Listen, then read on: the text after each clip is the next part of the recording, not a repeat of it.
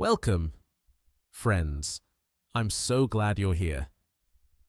Whether you're drifting towards sleep, unwinding after a long day, or simply looking for a quiet companion, you found the right place. Before we begin, I'd love to know where in the world are you listening from. Perhaps you're wrapped in a blanket, sitting by a softly lit window, or resting somewhere under an open sky.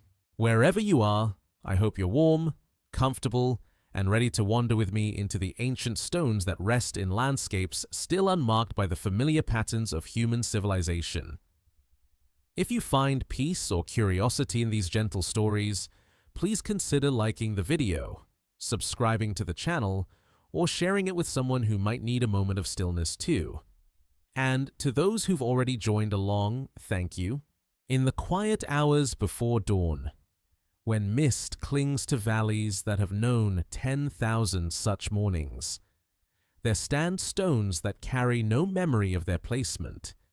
They rest in fields where no plow has turned the earth into neat furrows, where no roads connect distant settlements, where the very concept of settlement remains thousands of years in the future.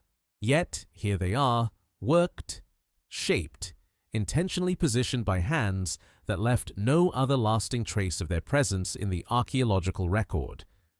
The stones themselves speak in the language of hammer strikes and careful selection. Their surfaces bear the unmistakable marks of human intention. Tool marks that spiral around carefully chosen angles, evidence of planning that extends beyond the simple needs of shelter or immediate survival. Yet they rest in landscapes that archaeology insists knew only hunter-gatherers. People who moved with the seasons and left behind nothing permanent except these monuments that were never supposed to exist according to the established timeline of human development. The paradox settles into the morning air like fog, neither urgent nor easily dismissed. It whispers through the academic corridors where theories about human social evolution rest on assumptions that these stones quietly contradict. The monuments stand as patient witnesses to capabilities that appear centuries or millennia before the cultural conditions that supposedly made such capabilities possible. In Turkey's Anatolian plateau, where rolling hills stretch toward horizons unmarked by cities or the geometric boundaries of agriculture, Göbekli Tepe emerges from soil that once covered its carved pillars for 11,000 years. The site predates pottery, predates metallurgy, predates the domestication of grains that would later reshape the world into patterns recognizable to modern eyes. Its builders worked in a time when ice sheets still claimed vast territories to the north, when sea levels rested hundreds of feet below their current boundaries, when the climate itself maintained a different rhythm than the stable patterns that would later enable the rise of farming communities. Yet, the carved animals that spiral around its stone pillars display an artistic sophistication that seems to belong to a much later chapter of human development. Foxes, scorpions, and birds emerge from the limestone with anatomical accuracy that suggests intimate knowledge of animal behavior, seasonal patterns, migration routes. The sculptors understood not just the external appearance of these creatures, but their relationships to each other and to the broader ecosystem that surrounded this ancient gathering place.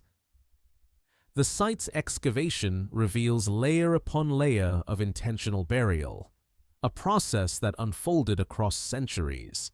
Someone, at some point in the distant past, decided to cover these monuments with tons of earth and stone, creating the artificial hill that would preserve them through millennia of weather and forgetting.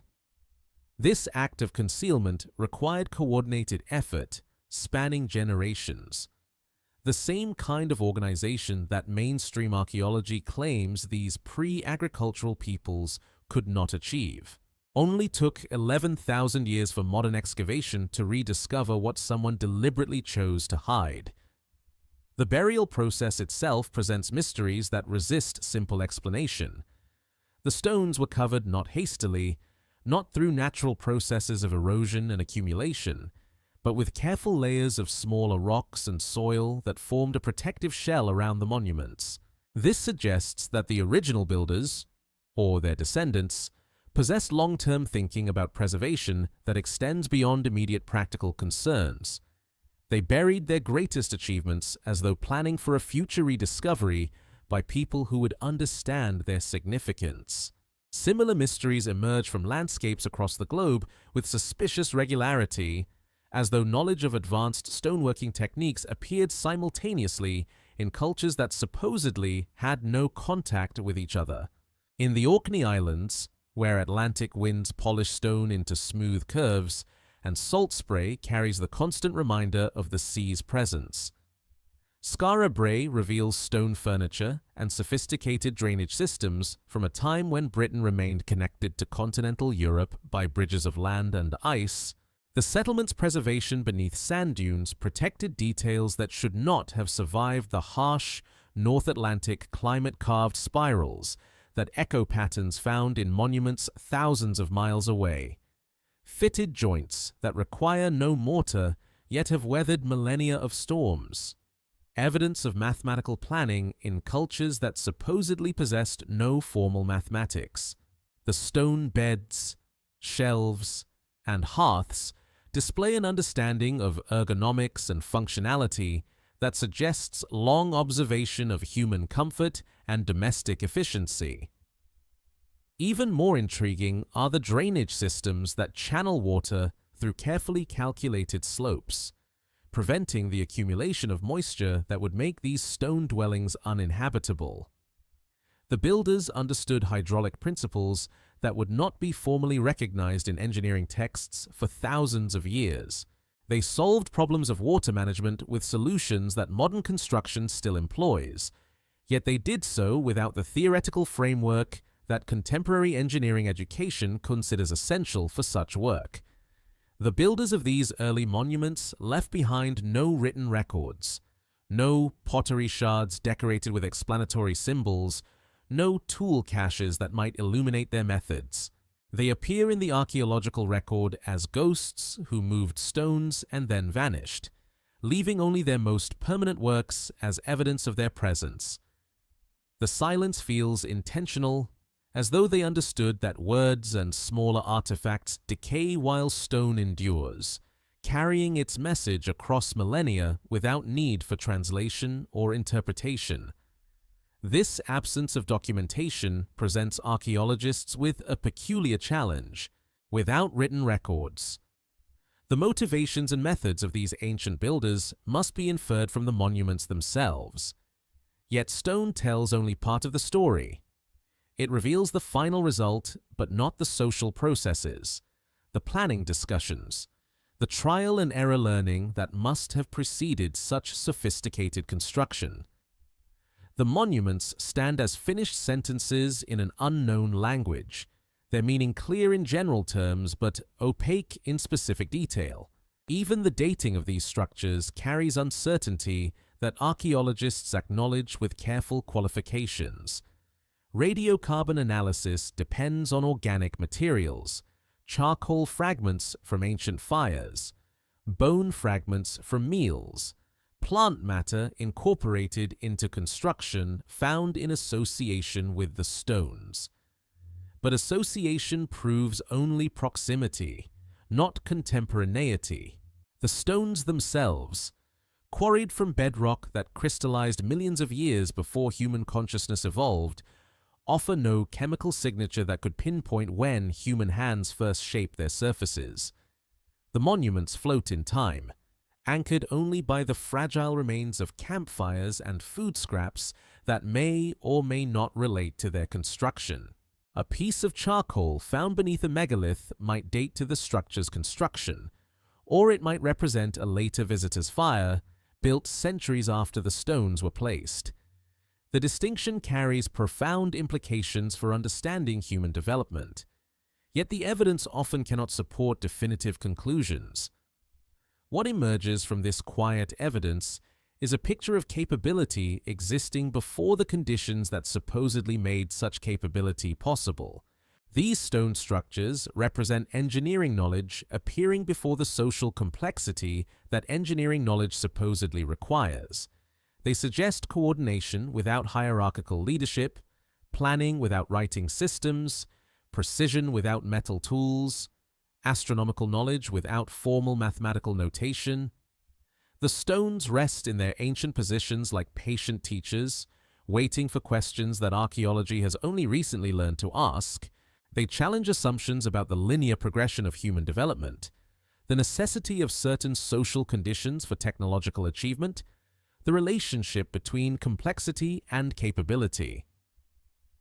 Their presence in pre-agricultural landscapes suggests that human potential may have manifested in ways that current models of cultural evolution do not adequately account for. In the growing light of dawn, as mist begins to lift from valleys that have witnessed countless such transitions from darkness to illumination, these ancient monuments maintain their quiet testimony. They speak not of answers, but of questions that remain unresolved. Mysteries that deepen rather than clarify with each new archaeological discovery. Stones that continue to exist in defiance of the timelines that were supposed to explain them. The morning light reveals what darkness concealed stones that dwarf the human figures who once moved them into position. At Stonehenge, where chalk downs roll toward horizons unmarked by modern intrusion, the sarsen stones rest in their ancient circle like sleeping giants who chose this particular spot for reasons that remain locked in geological silence. Each trilithon, those paired uprights crowned with horizontal lintels, required the coordinated effort of hundreds of people working in precise synchronization. Yet the culture that achieved this feat left no evidence of the social structures that such coordination supposedly demands. The weight of these monuments speaks in numbers that resist casual comprehension. The largest sarsen stones at Stonehenge weigh 50 tons each, rough equivalents to 40 modern automobiles stacked and somehow maneuvered into vertical position without the aid of metal tools, wheeled vehicles, or draft animals.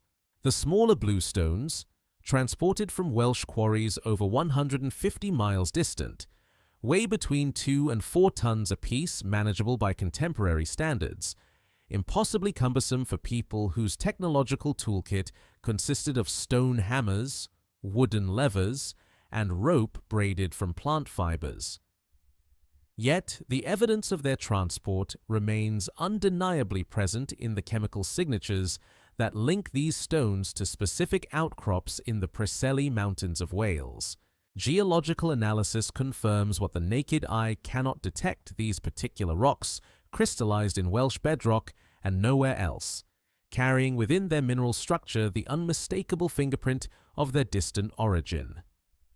Someone, for reasons that archaeology cannot definitively explain, decided that only these specific stones would suffice for this particular monument, despite the availability of suitable local materials. The logistics of this transport challenge modern understanding of prehistoric capabilities. The most direct route from Wales to Salisbury Plain crosses terrain that would have been impassable to people carrying multi-ton stones, steep valleys, unbridged rivers, marshes that would swallow heavy loads. Alternative routes along the coast and upriver systems require sophisticated knowledge of tides, seasonal water levels, and the construction of rafts or boats capable of bearing such enormous cargo without capsizing. Archaeological experiments in stone transport reveal the gap between theoretical possibility and practical achievement. Modern attempts to move replica stones using only prehistoric technologies have succeeded over short distances under controlled conditions. But these experiments employ teams of trained volunteers working with predetermined plans and modern safety equipment. The ancient builders possessed none of these advantages, yet somehow accomplished what modern recreations struggle to achieve, even with careful preparation and contemporary knowledge of physics and engineering principles.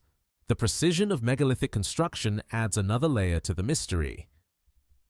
At sites across Europe, massive stones fit together with tolerances measured in millimeters. Their surfaces work to smoothness that approaches machine precision despite being shaped with stone tools. The Passage Tomb at Newgrange in Ireland displays masonry techniques that prevent water infiltration after 5,000 years of exposure to the harsh Atlantic climate. The builders understood principles of weatherproofing, thermal expansion, and structural load distribution that would not be formally recognized in architectural theory for millennia. Inside these monuments, astronomical alignments reveal knowledge that extends far beyond the practical needs of hunter-gatherer societies. Newgrange admits sunlight only during the winter solstice, its narrow passage acting as a precisely calculated viewing tube that illuminates the burial chamber for exactly 17 minutes on the shortest day of the year. This alignment requires not only understanding of solar cycles, but the mathematical ability to calculate angles, predict celestial positions, and construct accordingly. The social implications of such projects hover at the edges of archaeological comprehension like shadows that resist direct examination. Moving 50-ton stones requires not just physical strength, but organizational systems capable of coordinating large groups across extended periods. People must be fed, housed, and motivated while contributing to projects that offer no immediate practical benefit. Leadership structures must emerge to direct complex operations. Yet the same cultures that built these monuments left no evidence of the hierarchical social organization that such leadership supposedly necessitates. Only took 5,000 years for anyone to seriously question how societies without kings built monuments that required royal levels of organization. The contradiction nestles comfortably in academic discussions, where theoretical models accommodate evidence that should, by all logical reasoning, invalidate those same models. The stones persist in their impossible arrangements, patient witnesses to capabilities that exceed the social conditions thought necessary for their expression. The mystery deepens when similar megalithic traditions appear simultaneously across vast geographical distances. Malta's temple complexes, built from local limestone, display construction techniques nearly identical to those found in Brittany's Stone Rose. Despite being separated by hundreds of miles of Mediterranean waters, the builders of these distant sites somehow arrived at similar solutions to similar problems without the communication networks that would explain such convergence. In Brittany, the stones of Karnak stretch in parallel rows across landscapes that have known human habitation for thousands of years, yet the alignments themselves predate any known settlement in the region. Over 3,000 standing stones march across the countryside in formations that suggest purpose without revealing function. They align with celestial phenomena, follow mathematical progressions, and create acoustic effects that transform the landscape into a kind of stone orchestra. Yet their builders vanished without leaving explanatory texts or even persistent oral traditions. The acoustic properties of megalithic sites reveal another dimension of ancient knowledge that challenges assumptions about primitive capabilities.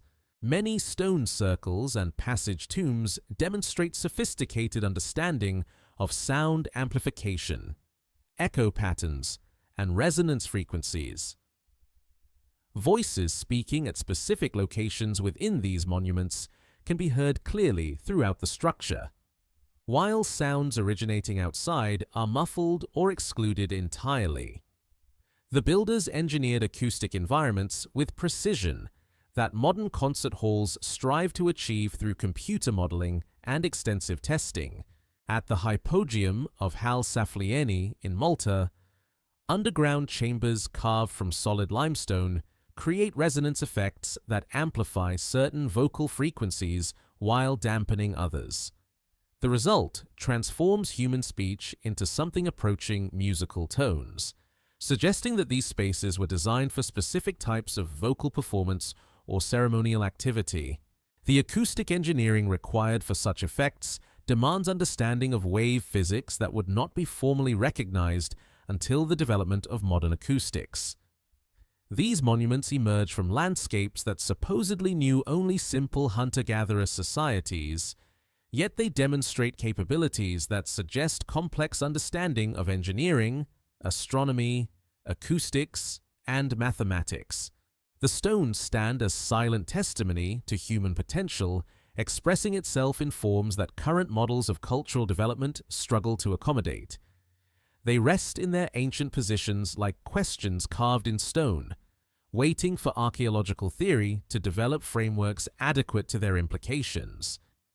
The weight of intentional placement speaks not just in tons of stone, but in the accumulated evidence of human capability, appearing where and when it was not supposed to exist.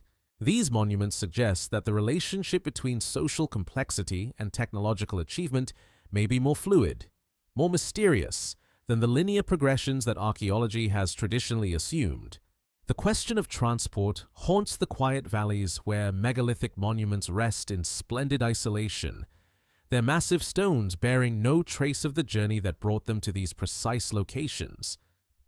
Across the landscape, ancient quarries reveal the scars where enormous blocks were extracted from living bedrock. Yet between these sources and the monuments themselves lies terrain that holds no evidence of the roads, ramps, or pathways that such transport would seemingly require. In Egypt's Aswan quarries, granite obelisks lie abandoned in various stages of completion, their surfaces marked by the systematic percussion that ancient workers used to separate stone from bedrock. The unfinished obelisk, weighing over 1,000 tons, rests where it has lain for millennia, its partially severed base still connected to the granite matrix that birthed it. Had this monument been completed and transported to its intended destination, it would have represented the heaviest single stone ever moved by human effort in the ancient world. The techniques visible in these quarries reveal sophisticated understanding of stone's internal structure and fracture patterns. Workers followed natural fissures in the granite, using controlled expansion to split massive blocks along predetermined lines.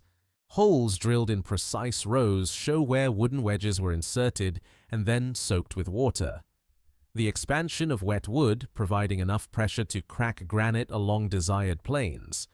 The process required patience measured in seasons, knowledge passed through generations, and coordination of effort that left no trace in the historical record. Yet the abandoned state of these quarries presents mysteries that resist straightforward explanation. Why were such enormous projects suddenly abandoned, leaving partially completed monuments to weather in place for thousands of years? The unfinished obelisk shows no evidence of fatal flaws that would have necessitated abandonment. Its surface displays the same quality of workmanship found in completed monuments, suggesting that the work stopped not because of technical failure, but for reasons that remain archaeologically invisible. The transport routes themselves present even deeper puzzles. Modern analysis of megalithic sites reveals that the largest stones often traveled the greatest distances, defying the logical assumption that builders would use the closest available materials. The blue stones of Stonehenge, weighing several tons each, originated in Wales despite the presence of suitable local stone within a few miles of the monument. The motivations for such choices hover beyond the reach of practical explanations, suggesting spiritual or symbolic preferences that left no documentary evidence. Archaeological surveys of the landscape between these quarries and monuments reveal terrain that would have presented formidable obstacles to stone transport. River valleys without bridges, marshy ground that would not support heavy loads, hillsides with gradients that would make hauling massive stones impossibly difficult with the tools available to prehistoric cultures. Modern attempts to recreate these journeys using only ancient technologies have achieved limited success over short distances under ideal conditions. Yet somehow the original builders accomplished these feats repeatedly across challenging terrain. The absence of transport infrastructure adds another layer to the mystery. Roads capable of bearing multi-ton loads leave archaeological traces that persist for millennia, compacted surfaces, drainage systems, evidence of engineering work to level difficult terrain. Yet surveys of the routes between megalithic quarries and construction sites reveal no such evidence. The stones appear to have traveled across landscapes that show no preparation for their passage, as though they moved through terrain that offered no resistance to their transport. In Lebanon's Baalbek, the largest worked stones in the ancient world rest in foundations that required transport from quarries over a mile distant. The stone of the pregnant woman weighs over 800 tons, while the recently discovered stone of the south exceeds 1,000 tons. These megaliths dwarf anything that Roman engineering is known to have accomplished, yet they occupy foundation courses beneath Roman temple complexes, suggesting construction techniques that predate the classical period by centuries or millennia. The quarry that produced these stones reveals evidence of even more ambitious projects. Several blocks that exceed the weight of anything found at Baalbek remain in various stages of extraction, their surfaces showing tool marks consistent with ancient working methods. These abandoned stones suggest that the builders possessed capabilities that extended beyond even their most impressive achievements, as though the monuments that survive represent only a fraction of what they could accomplish. Only took 2,000 years for modern engineering to develop machinery capable of lifting such weights. And even contemporary cranes require carefully prepared surfaces and stable foundations to handle loads approaching these ancient achievements. The precision with which these massive blocks were positioned in their final locations suggests not just the ability to move enormous weights, but to place them with accuracy measured in inches across distances of miles. The logistics of megalithic transport reveal gaps in archaeological understanding that extend far beyond simple questions of ancient technology. Moving stones weighing hundreds of tons requires not just physical capability, but organizational systems capable of coordinating vast resources across extended periods. Teams of workers must be assembled, fed, and housed. Tools must be manufactured and maintained. Routes must be planned and prepared. Yet the cultures responsible for these achievements left no evidence of the administrative structures that such projects would seemingly require. In the Andes, the fortress of Sacsayhuaman displays stonework that challenges contemporary understanding of ancient Peruvian capabilities. Blocks weighing over 100 tons fit together with joints so precise that knife blades cannot be inserted between them. Yet the quarries that produce these stones lie several miles away across terrain that includes steep valleys and unstable slopes. The Inca, who are credited with this construction, possessed no wheeled vehicles, no draft animals capable of moving such loads, and no metal tools harder than bronze.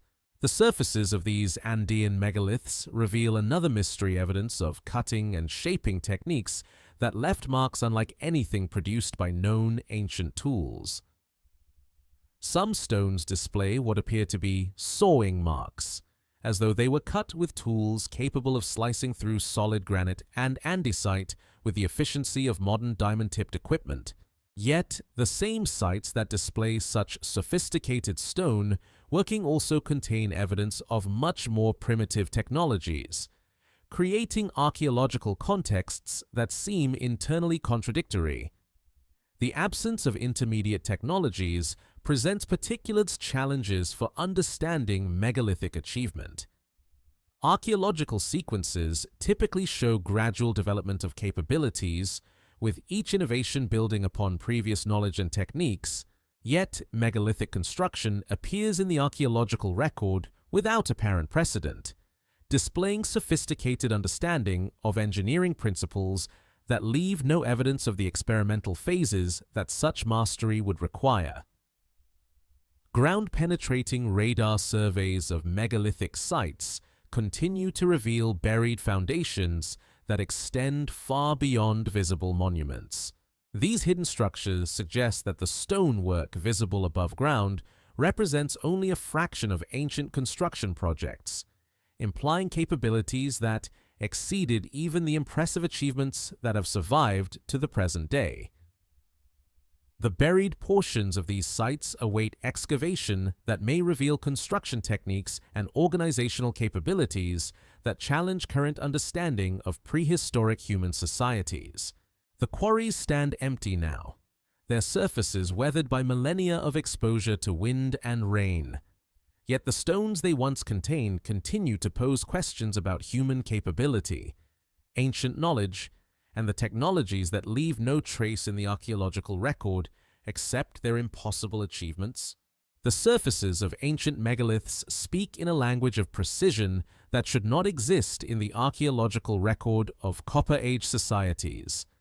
At Puma Punku in Bolivia, where the Altiplano stretches toward horizons marked by snow-capped peaks, andesite blocks display flat surfaces accurate to within fractions of millimeters across spans measured in meters.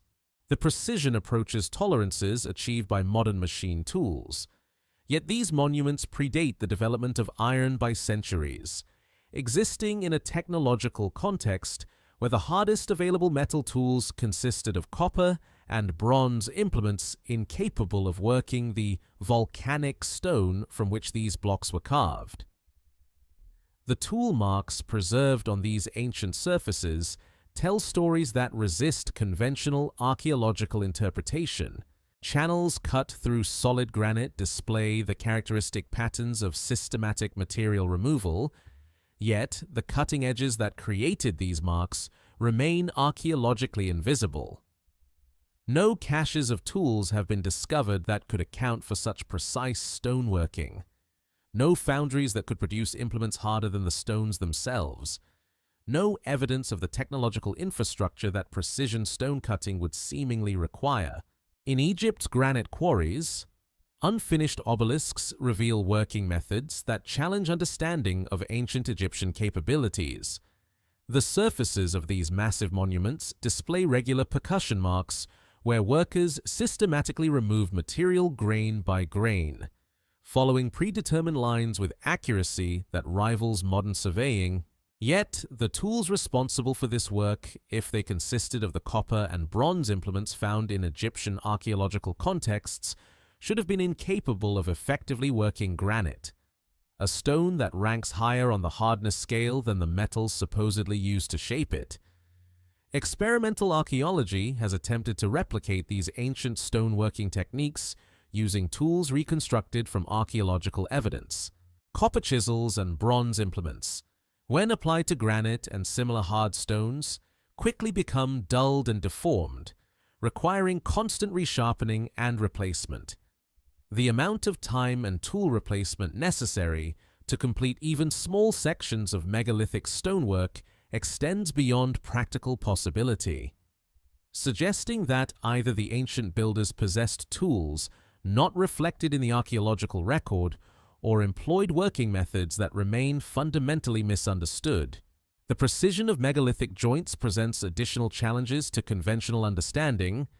At Sacsayhuaman in Peru, stones weighing multiple tons fit together with tolerances measured in fractions of inches, their irregular surfaces matching perfectly across complex three-dimensional curves.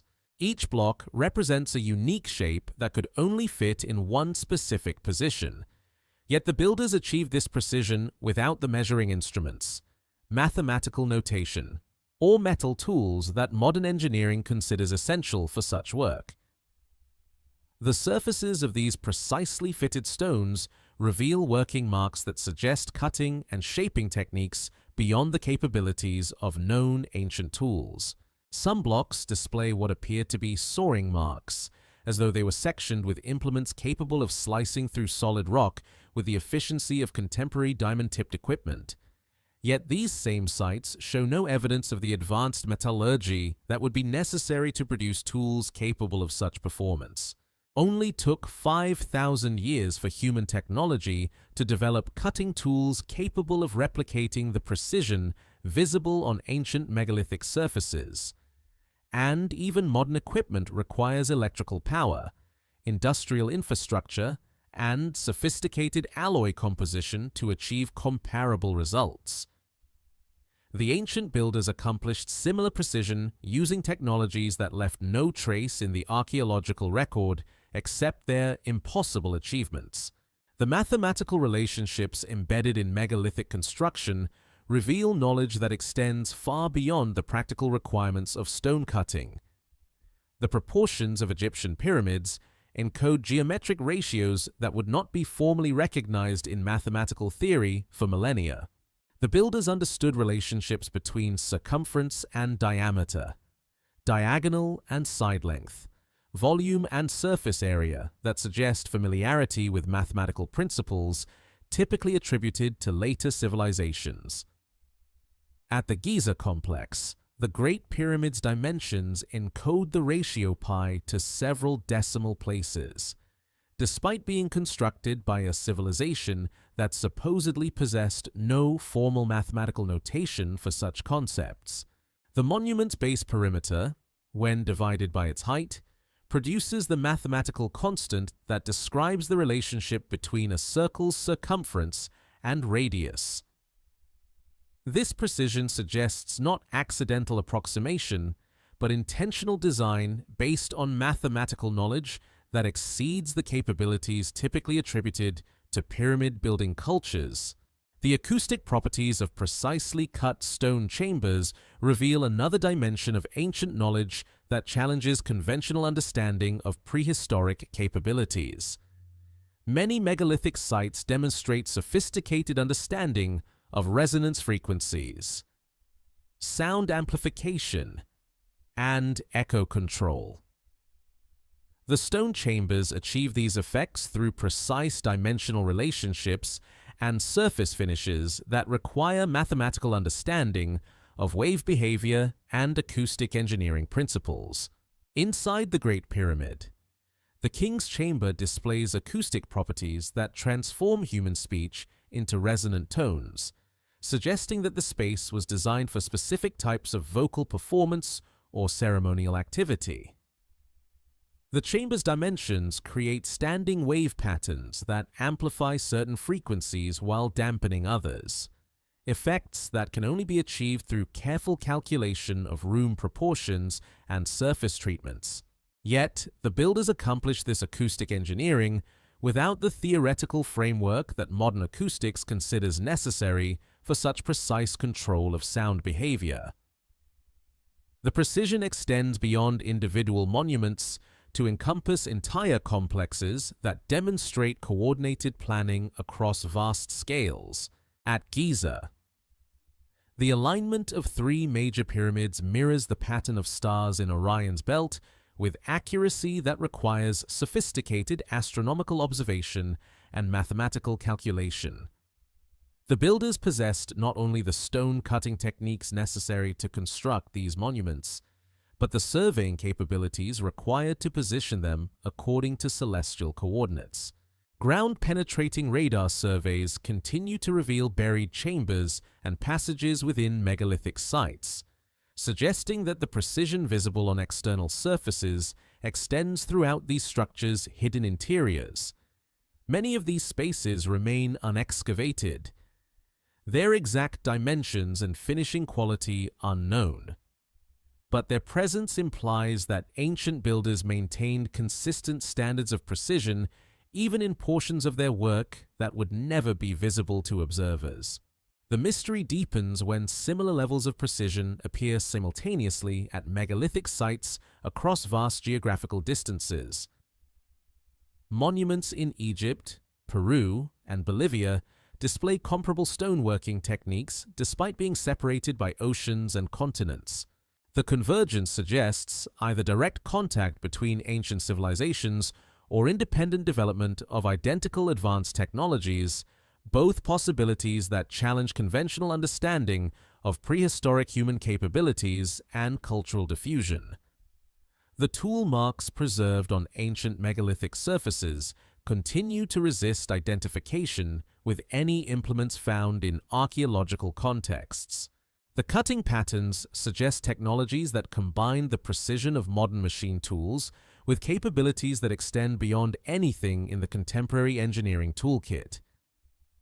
These ancient surfaces bear witness to human knowledge that expressed itself in stone but left no other trace in the archaeological record, creating monuments that continue to challenge understanding of what prehistoric cultures could achieve with tools that were supposedly primitive by modern standards.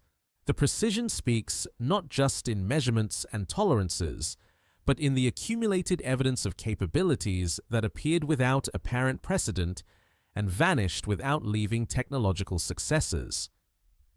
These ancient stones bear the marks of knowledge that manifested briefly in human history and then disappeared, leaving only its most permanent expressions carved in surfaces that continue to defy explanation. The stones remember celestial movements that their builders recorded without writing, encoding astronomical knowledge in monuments that serve as eternal calendars carved from rock that will outlast any written record. Across the world's megalithic sites, alignments point towards celestial events with precision that suggests not casual observation, but systematic study of sky patterns across generations of careful watching and mathematical calculation.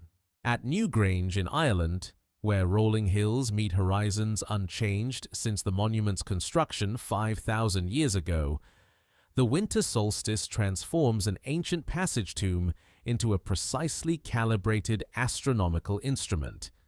On the shortest day of the year, sunlight penetrates the monument's narrow entrance for exactly 17 minutes, traveling down a 60-foot corridor to illuminate the burial chamber at the structure's heart.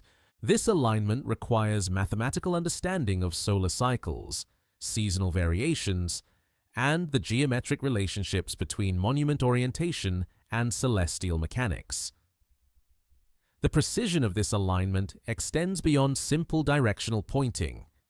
The entrance aperture above the monument's doorway, called the roof box, frames the rising sun with calculated accuracy that accounts for changes in solar declination across centuries. The builders understood that Earth's axial tilt creates variations in sunrise positions throughout the year, and they engineered their monument to capture sunlight only during the brief period when the sun reaches its southernmost rising point. Archaeological investigation reveals that similar astronomical alignments appear at megalithic sites across Europe, suggesting widespread knowledge of celestial mechanics among cultures that supposedly lack the mathematical framework necessary for such calculations. Stone circles in Scotland align with lunar standstills, the extreme northern and southern positions that the moon reaches during its complex 18.6-year cycle. These alignments require not just observation of lunar behavior, but understanding of cyclical patterns that extend across decades of careful sky watching. The complexity of these astronomical alignments challenges conventional assumptions about the observational capabilities of prehistoric cultures. At Stonehenge, different phases of construction align with different celestial events, suggesting that the monument's builders modified their structure across centuries to track various astronomical phenomena.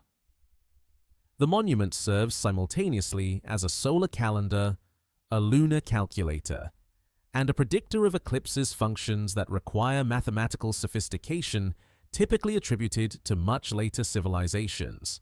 Only took 4,000 years for formal astronomy to develop theoretical frameworks capable of explaining the celestial mechanics that these ancient monuments demonstrate through stone alignments. The builders encoded knowledge of precession, obliquity, and orbital variations in permanent structures that continue to function as astronomical instruments millennia after their creators vanished from the historical record.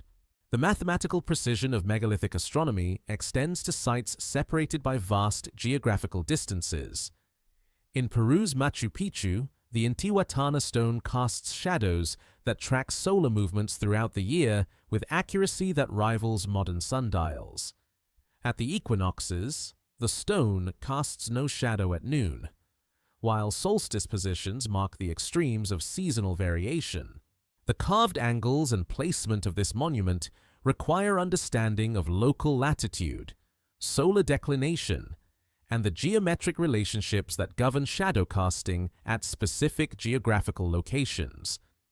Similar astronomical alignments appear at sites across the Americas, from the medicine wheels of the Great Plains to the observatory complexes of ancient Mexico.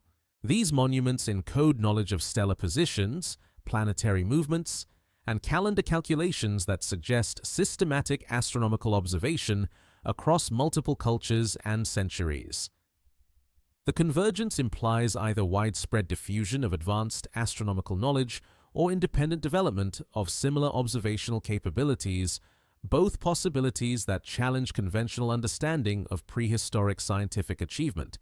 The absence of written astronomical records makes these stone alignments even more remarkable. The builders transmitted complex mathematical knowledge across generations without the benefit of written notation, numerical systems, or theoretical frameworks that modern astronomy considers essential for such precision. They developed methods for predicting celestial events, calculating calendar dates, and tracking long-term astronomical cycles using only stone monuments and oral tradition. At Nabta Playa in Egypt's Sahara Desert, a stone circle dating to approximately 6000 years ago aligns with the summer solstice and incorporates sight lines that point toward specific stars and constellations. The monument predates Stonehenge by over a millennium, yet displays comparable sophistication in astronomical alignment and mathematical precision. The builders understood not only the current positions of celestial objects, but their movements across time, encoding this knowledge in stone arrangements that continue to mark celestial events with startling accuracy. The astronomical functions of these monuments reveal knowledge that extends far beyond the practical needs of agricultural societies. Many alignments track celestial events that have no direct relationship to seasonal cycles or farming activities.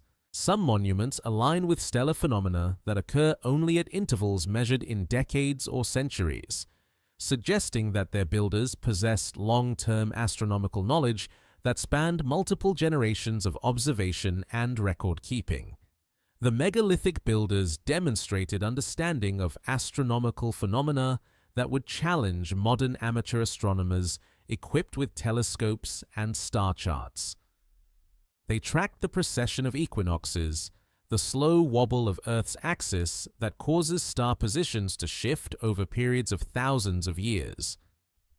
This knowledge appears encoded in monuments that adjust their astronomical functions to account for precession, maintaining accuracy across millennia through careful geometric design. At Goseck in Germany, a wooden circle dating to approximately 7000 years ago represents one of the world's oldest known astronomical observatories. The structure's gates align with sunrise and sunset positions at the winter solstice, while internal features track various stellar and planetary movements throughout the year. The monument demonstrates that sophisticated astronomical observation was already established in Neolithic Europe, preceding the megalithic stone circles that would later encode similar knowledge in more permanent form. The acoustic properties of astronomically aligned monuments add another dimension to their sophisticated design. Many sites that display precise celestial alignments also demonstrate advanced understanding of sound amplification and acoustic engineering. The combination suggests that these monuments served multiple functions simultaneously as astronomical calculators, acoustic chambers, and ceremonial spaces that integrated scientific observation with ritual activity. The builders of these astronomical monuments possessed knowledge that manifested in stone but left no other trace in the archaeological record. They understood mathematical relationships between celestial mechanics and earthly geometry, yet they transmitted this knowledge without written texts, numerical notation, or the institutional frameworks that support scientific observation in contemporary societies. Their monuments stand as silent testimony to human capability, expressing itself in forms that challenge conventional understanding of how complex knowledge develops and persists across time. Ground-penetrating radar surveys continue to reveal buried features at astronomically aligned sites, suggesting that the precision visible in surface monuments extends to hidden structures that remain unexcavated. These discoveries imply that ancient astronomical knowledge was even more sophisticated than surface evidence suggests, encoded in stone arrangements that await rediscovery and interpretation. The stones maintain their celestial appointments with unwavering precision, marking astronomical events that their builders calculated without the benefit of modern instruments or theoretical frameworks. They serve as permanent reminders that human knowledge can manifest in forms that transcend the technological limitations of their time, creating monuments that continue to function as astronomical instruments millennia after their creators faded into historical silence. Sound moves through ancient stone chambers in ways that reveal knowledge of acoustic principles that would not be formally recognized until the development of modern architectural acoustics. At megalithic sites across the world, carved spaces amplify human voices with precision that transforms ordinary speech into resonant tones, creating acoustic environments that suggest the builders understood wave behavior, frequency response, and the mathematical relationships that govern sound propagation through enclosed spaces. The hypogem of House Affliani in Malta, carved entirely from solid limestone bedrock 3 levels deep into the earth, demonstrates acoustic engineering that rivals modern concert halls in its sophisticated control of sound behavior. Voices speaking at specific locations within the underground complex resonate throughout the entire structure, while sounds originating from other positions remain localized and contained. The effect requires precise calculation of chamber dimensions, ceiling heights, and wall angles that create standing wave patterns capable of amplifying certain frequencies while dampening others. Archaeological investigation reveals that the acoustic properties of this site were not accidental byproducts of construction, but intentional design features that governed the monument's architectural planning. The chambers display evidence of careful shaping to enhance specific acoustic effects, with walls carved to exact curvatures that focus sound waves toward particular locations. The builders understood that human voices produce complex combinations of frequencies, and they engineered spaces that would selectively amplify the harmonic components most conducive to vocal resonance. The precision of megalithic acoustics extends to sites separated by vast geographical distances, suggesting widespread knowledge of sound engineering principles among cultures that supposedly lacked the mathematical framework necessary for such sophisticated acoustic design. At Newgrange in Ireland, the passage tomb's interior demonstrates acoustic properties nearly identical to those found at Mediterranean sites, despite being constructed with different materials in a completely different geographical context. Inside Newgrange's central chamber, sounds produced near the entrance travel through the 60-foot passage and emerge in the burial chamber with remarkable clarity and amplification. The effect transforms whispers into clearly audible speech and gives musical tones a resonant quality that enhances their harmonic content. The builders achieved this acoustic performance through careful attention to passage dimensions, wall textures, and the geometric relationships between different sections of the monument. Only took several millennia for formal acoustic theory to develop mathematical descriptions of the wave behavior that these ancient monuments demonstrate through stone engineering. The builders encoded knowledge of frequency response, resonance patterns, and sound propagation in permanent structures that continue to function as sophisticated acoustic instruments thousands of years after their completion. The acoustic properties of megalithic sites reveal understanding that extends beyond simple amplification to encompass complex manipulation of sound characteristics. Many monuments demonstrate frequency-selective responses that enhance certain types of vocal production while minimizing others. The effect suggests that these spaces were designed for specific types of performance or ceremonial activity that required particular acoustic conditions. At the stone circles of Scotland, researchers have documented acoustic phenomena that transform the monuments into natural amphitheaters capable of supporting complex vocal performances. Sounds produced at the centers of these circles propagate outward with uniform clarity. While external noises are effectively excluded from the interior acoustic environment, the stones act as sound reflectors and diffusers that create acoustic isolation from the surrounding landscape while enhancing communication between people positioned within the circle.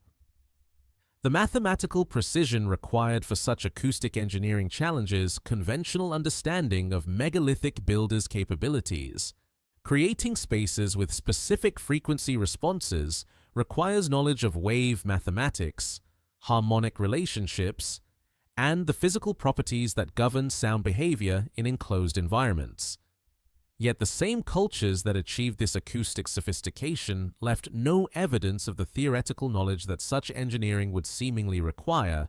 Experimental studies of megalithic acoustics reveal effects that extend beyond human hearing into ranges that suggest additional purposes for these carefully tuned spaces. Some monuments demonstrate resonance frequencies that correspond to natural phenomena wind patterns.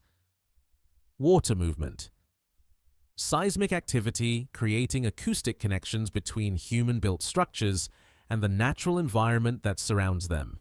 The acoustic properties of stone chambers interact with their astronomical alignments in ways that suggest integrated design approaches combining multiple sophisticated technologies. At sites where celestial alignments admit sunlight at specific times of year, the acoustic characteristics often change in response to the altered lighting conditions. The combination creates multisensory environments that coordinate visual, auditory, and temporal elements into unified experiential systems. Inside the Great Pyramid's King's Chamber, acoustic measurements reveal resonance frequencies that correspond to specific musical intervals, creating harmonic relationships that enhance vocal tones produced within the space. The chamber's dimensions generate standing wave patterns that amplify certain frequencies while suppressing others, effectively tuning the space like a massive musical instrument. The builders achieved this acoustic performance through precise calculation of room proportions and surface treatments that require advanced understanding of wave behavior.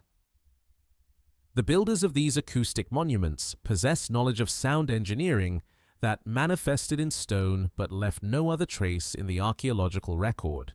They understood mathematical relationships between space geometry and sound behavior, yet they transmitted this knowledge without written texts, musical notation, or the institutional frameworks that support acoustic research in contemporary societies.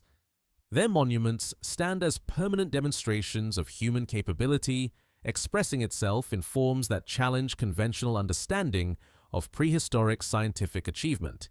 Ground-penetrating radar surveys continue to reveal hidden chambers within acoustically sophisticated megalithic sites, suggesting that the sound engineering visible in accessible spaces extends to buried portions of these monuments that remain unexcavated.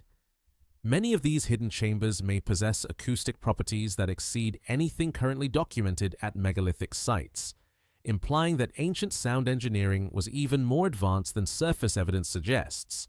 The acoustic mysteries deepen when similar sound engineering techniques appear at sites that supposedly had no contact with each other. Monuments in Ireland, Malta, Peru, and Egypt demonstrate comparable acoustic sophistication despite being separated by oceans and continents. The convergence suggests either direct transmission of acoustic knowledge between ancient civilizations or independent development of identical sound engineering principles, both possibilities that challenge conventional models of technological diffusion and cultural development. Modern attempts to recreate megalithic acoustic effects using contemporary knowledge and construction techniques have achieved only partial success. Despite access to computer modeling, precision instruments, and advanced materials. The ancient builders accomplished acoustic engineering that contemporary architecture struggles to replicate, creating sound environments whose performance continues to exceed modern understanding of the principles that govern their operation. The stone chambers maintain their acoustic properties with consistency that spans millennia, their carefully calculated dimensions continuing to produce the same resonance effects that their builders engineered thousands of years ago. They serve as permanent demonstrations that human knowledge can manifest in forms that transcend the apparent technological limitations of their historical context, creating monuments whose acoustic sophistication continues to challenge contemporary understanding of what prehistoric cultures could achieve through stone engineering and mathematical knowledge encoded in permanent architectural form. The joints between massive stones speak in the language of impossible precision, their surfaces meeting along irregular three-dimensional curves that fit together with tolerances measured in fractions of millimeters. At Sacsayhuaman in Peru, where Andean peaks rise toward horizons unmarked by modern intrusion, blocks weighing hundreds of tons rest against each other in interlocking patterns that have withstood centuries of earthquakes without mortar, without metal reinforcement, without any binding agent except the mathematical perfection of their carved surfaces. The precision of these joints defies conventional understanding of ancient stone working capabilities. Each block represents a unique shape that could only fit in one specific position within the structure. Yet the builders achieved this three-dimensional puzzle using tools that archaeology insists consisted only of bronze implements and stone hammers. The surfaces display no evidence of trial and error fitting, no adjustment marks that would indicate gradual refinement of the joint interfaces. The stones appear to have been carved to final dimensions before placement, suggesting understanding of spatial relationships that extends beyond direct measurement and physical testing. Archaeological investigation reveals joint tolerances that approach the precision of modern machine work.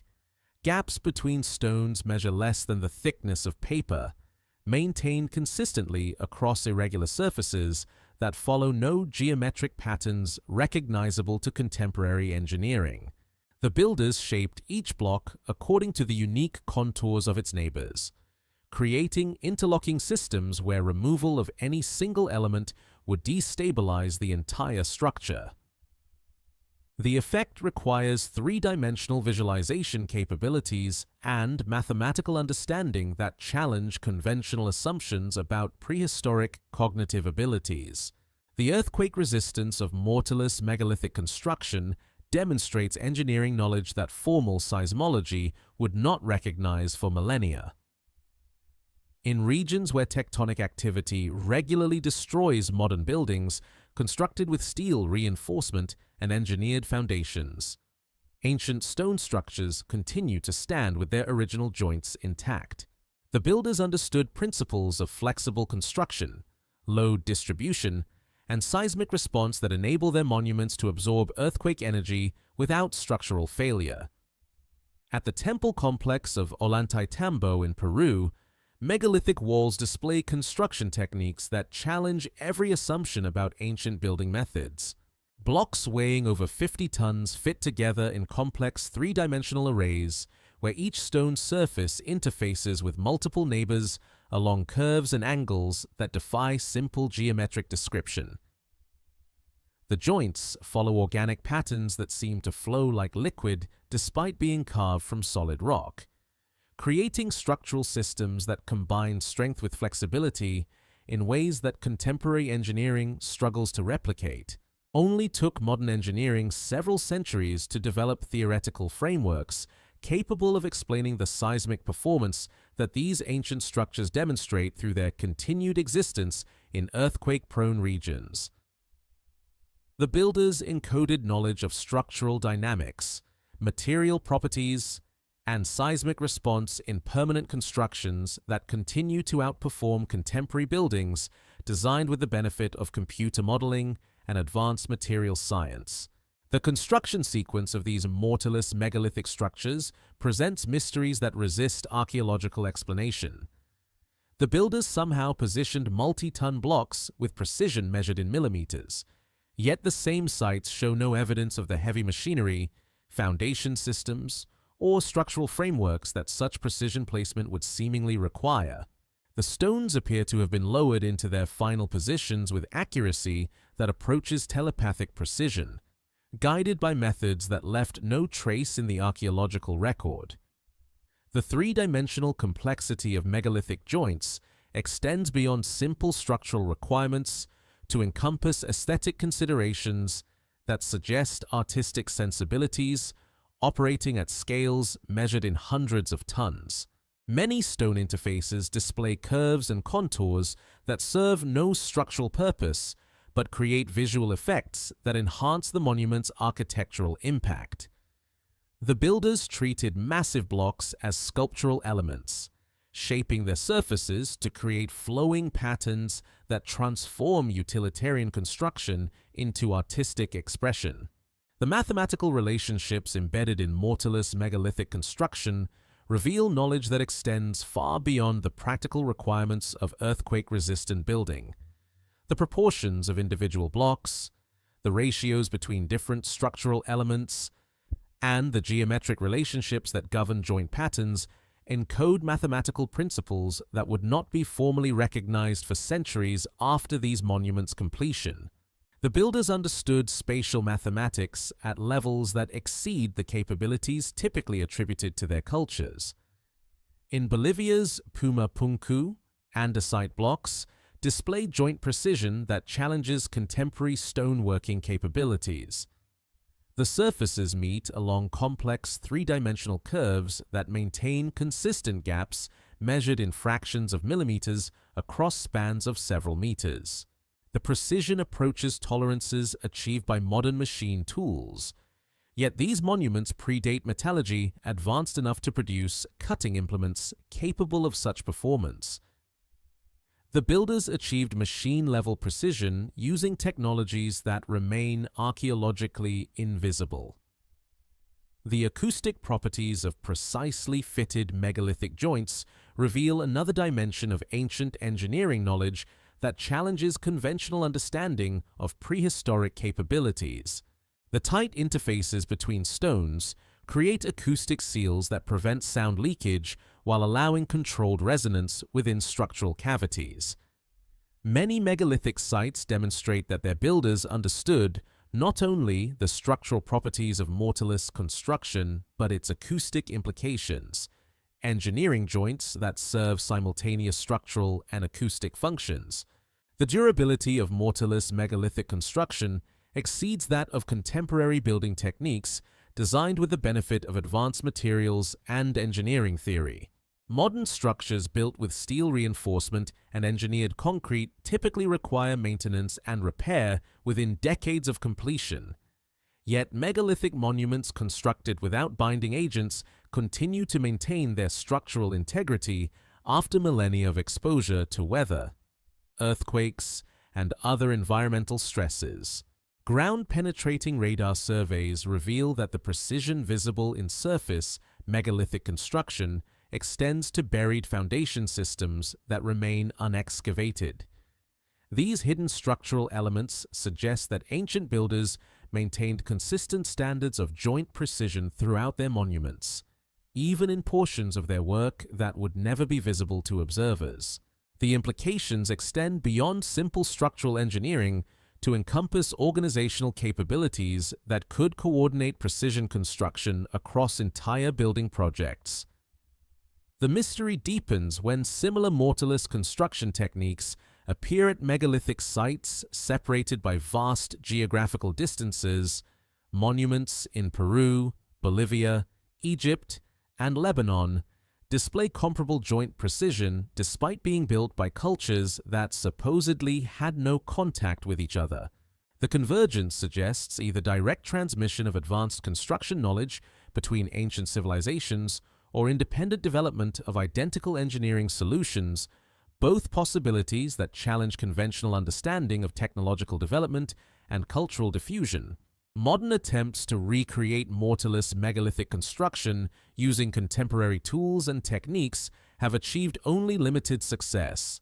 Despite access to precision machinery, computer-aided design, and advanced materials, the ancient builders accomplished joint precision that contemporary construction struggles to match, creating structural systems whose performance continues to exceed modern understanding of the engineering principles that govern their operation. The stones maintain their impossible precision with consistency that defies conventional understanding of how stone behaves under stress, temperature variations, and seismic loading.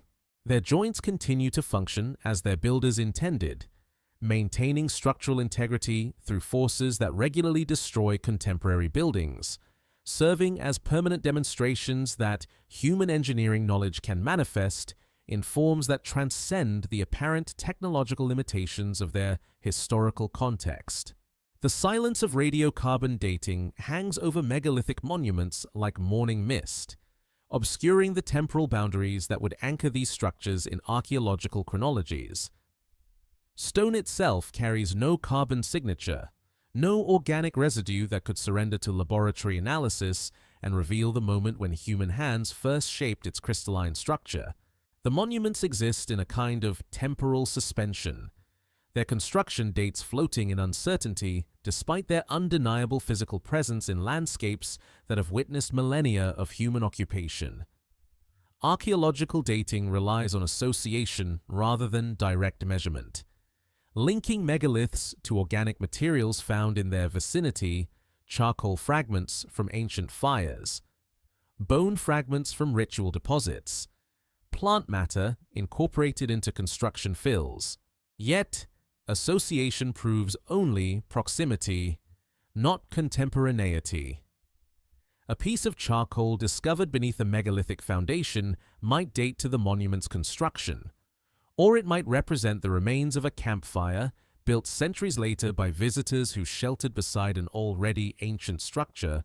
The challenge deepens when radiocarbon dates from megalithic sites produce results that span thousands of years, creating temporal ranges so broad that they accommodate multiple distinct cultures and technological periods. At Göbekli Tepe in Turkey, organic materials associated with the site's megalithic pillars yield dates that extend across nearly 2 millennia, suggesting either extremely prolonged construction periods or multiple phases of use that blur the distinction between building, rebuilding, and ritual maintenance. The precision that characterizes megalithic construction contrasts sharply with the imprecision that characterizes their dating.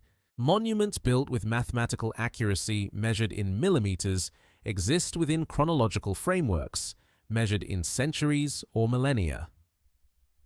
The temporal uncertainty creates archaeological contexts where structures displaying advanced engineering capabilities float through time periods that supposedly lacked the social complexity necessary for such achievements. Only took several decades of radiocarbon dating to reveal the extent of temporal uncertainty surrounding megalithic monuments. Yet the implications of this uncertainty continue to challenge archaeological interpretation. The dates that emerge from laboratory analysis often contradict the cultural sequences that traditional archaeology has constructed to explain human development, creating chronological paradoxes that resist resolution through conventional theoretical frameworks. The contamination of organic samples adds another layer of complexity to megalithic dating. Ancient carbon can be contaminated by younger organic materials that infiltrate archaeological deposits through root systems, animal activity, or groundwater movement. The result produces dates that may be significantly younger than the actual construction periods, creating chronological distortions that push megalithic achievements into later time periods where they seem more archaeologically plausible. Conversely, older carbon can contaminate younger samples through the incorporation of ancient organic materials into construction contexts. Builders might have used charcoal from old-growth trees, recycled organic matter from earlier occupations, or materials that had absorbed ancient carbon from geological sources. The effect produces dates that may be significantly older than actual construction periods, creating temporal associations that extend megalithic achievements into impossibly early chronological contexts. The statistical ranges that accompany radiocarbon dates reflect uncertainty that extends far beyond simple measurement error.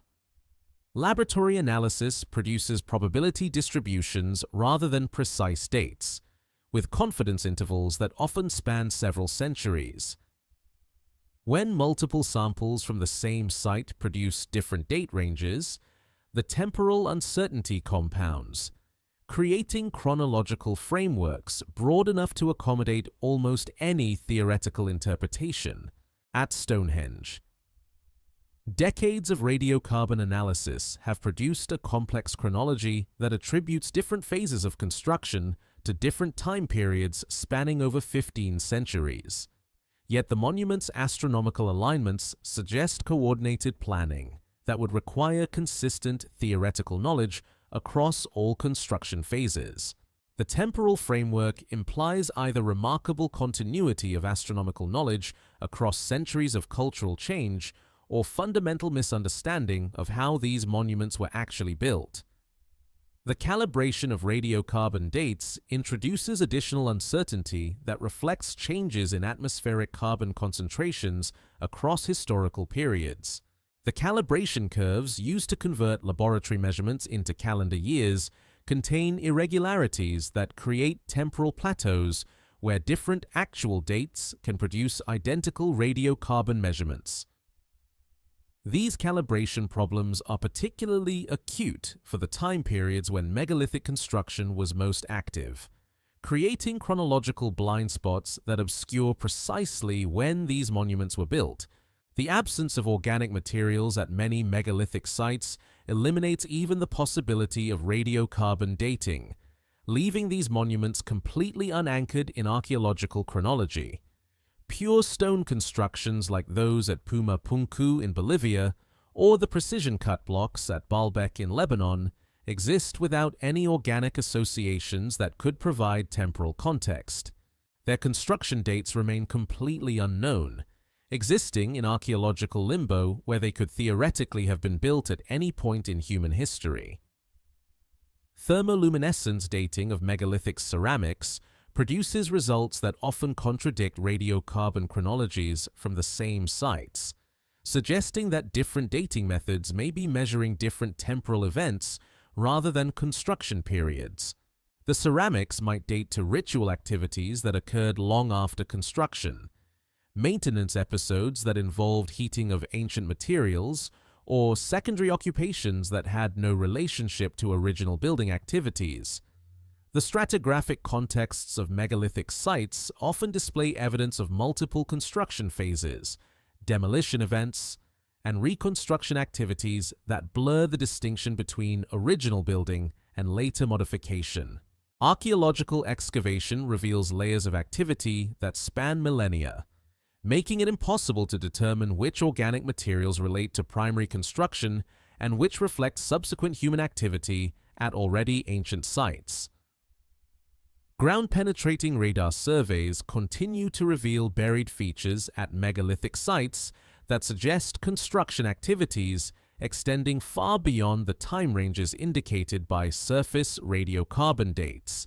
These hidden structures may represent earlier phases of building that predate the organic materials used for current chronological frameworks, implying that megalithic construction began significantly earlier than existing dates suggest.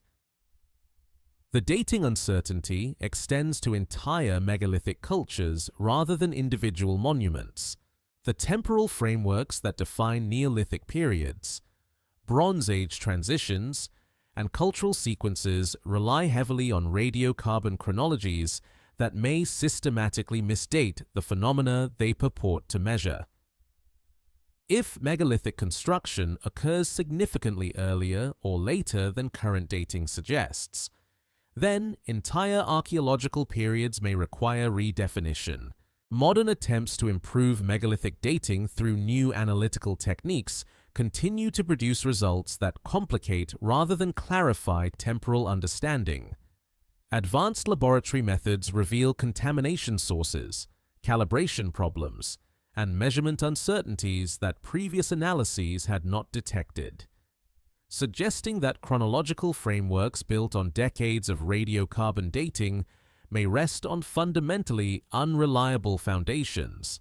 The monuments maintain their physical reality despite temporal uncertainty, their engineered precision and acoustic properties functioning regardless of when they were constructed. They serve as permanent reminders that human capability can manifest in forms that transcend the chronological frameworks used to organize archaeological understanding, creating achievements whose temporal context remains as mysterious as their construction methods and original purposes.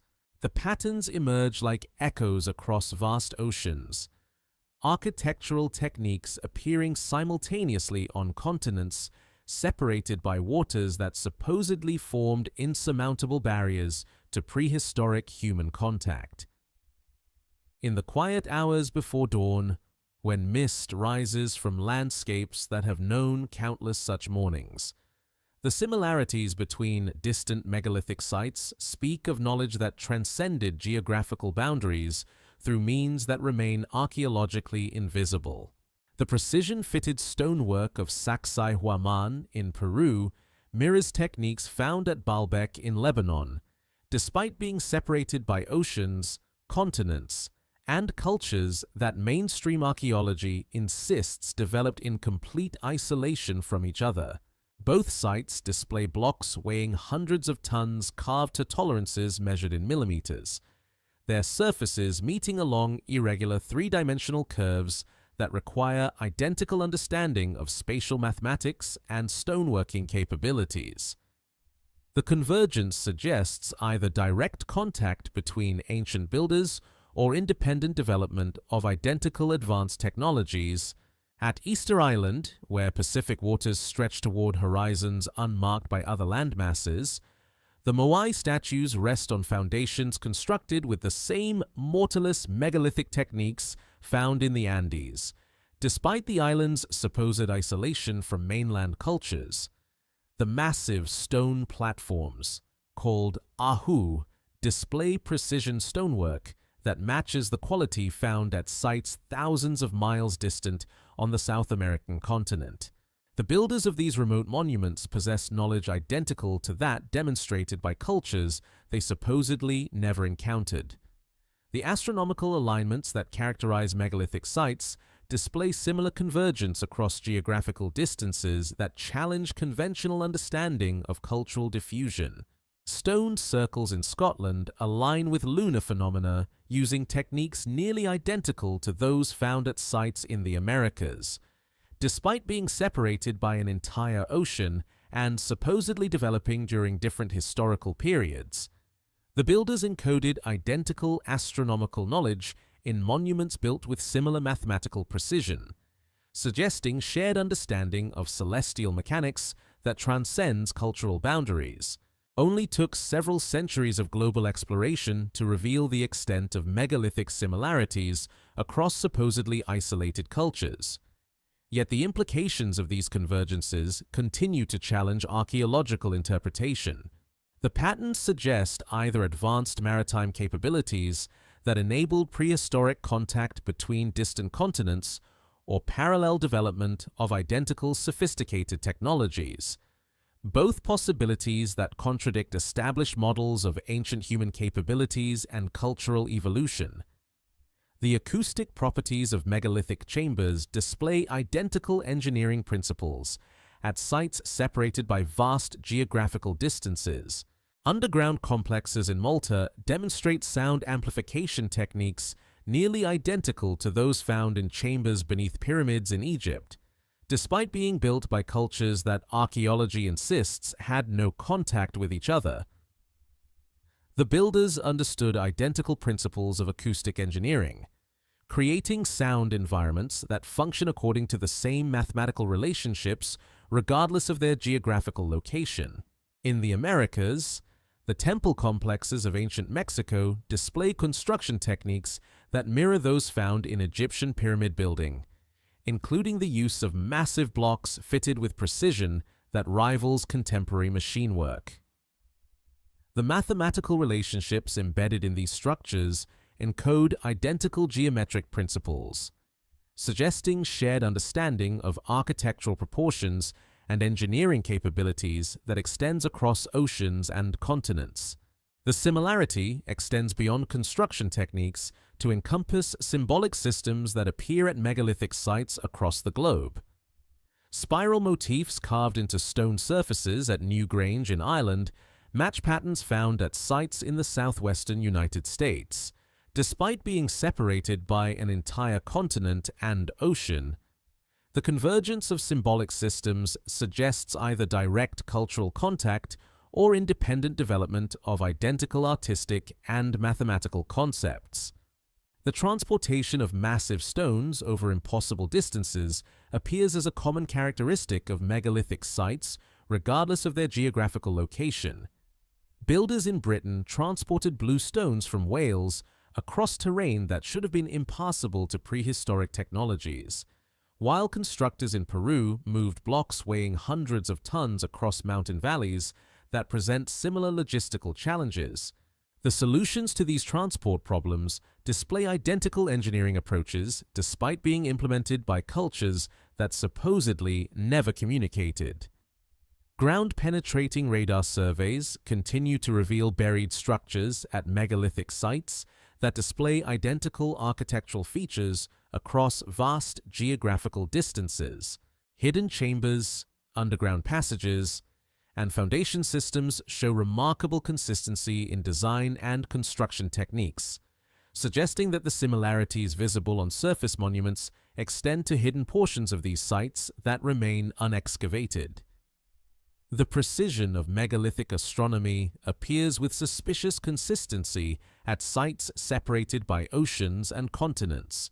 Monuments in Peru track the same celestial phenomena with identical mathematical accuracy as structures in Egypt, despite being built by cultures that mainstream archaeology claims developed astronomical knowledge independently. The convergence suggests either shared astronomical traditions or parallel development of identical observational capabilities and mathematical frameworks. The dating uncertainties that surround megalithic sites compound the mystery of their geographical distribution. If these monuments were built during different time periods by different cultures, their technological similarities become even more remarkable. If they were constructed contemporaneously by cultures in regular contact, then prehistoric maritime capabilities far exceeded conventional archaeological estimates of ancient seafaring abilities. The mystery deepens when identical megalithic techniques appear at sites that display no other cultural similarities. Populations that used different tool technologies, produced different ceramic styles, and practiced different subsistence strategies, nonetheless, built monuments using identical advanced stoneworking methods. The technological convergence occurs without broader cultural similarity, suggesting that megalithic knowledge represented a specialized body of information that could be transmitted independently of other cultural practices.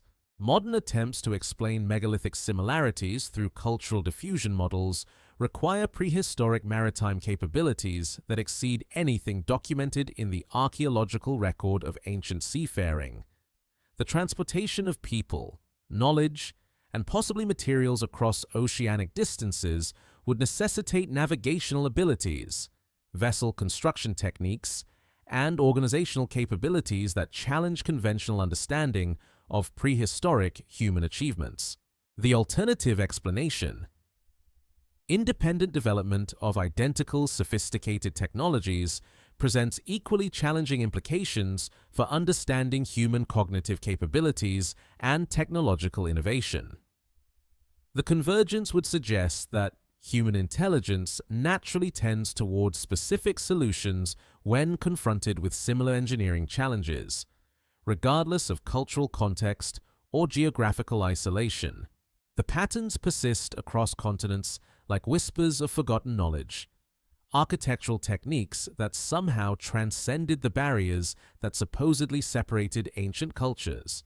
The megalithic builders left monuments that speak of connections extending beyond the geographical limitations that conventional archaeology attributes to their time periods, creating structures that continue to challenge understanding of how knowledge moved across the ancient world and how human capability expressed itself in similar forms despite vast distances and cultural differences.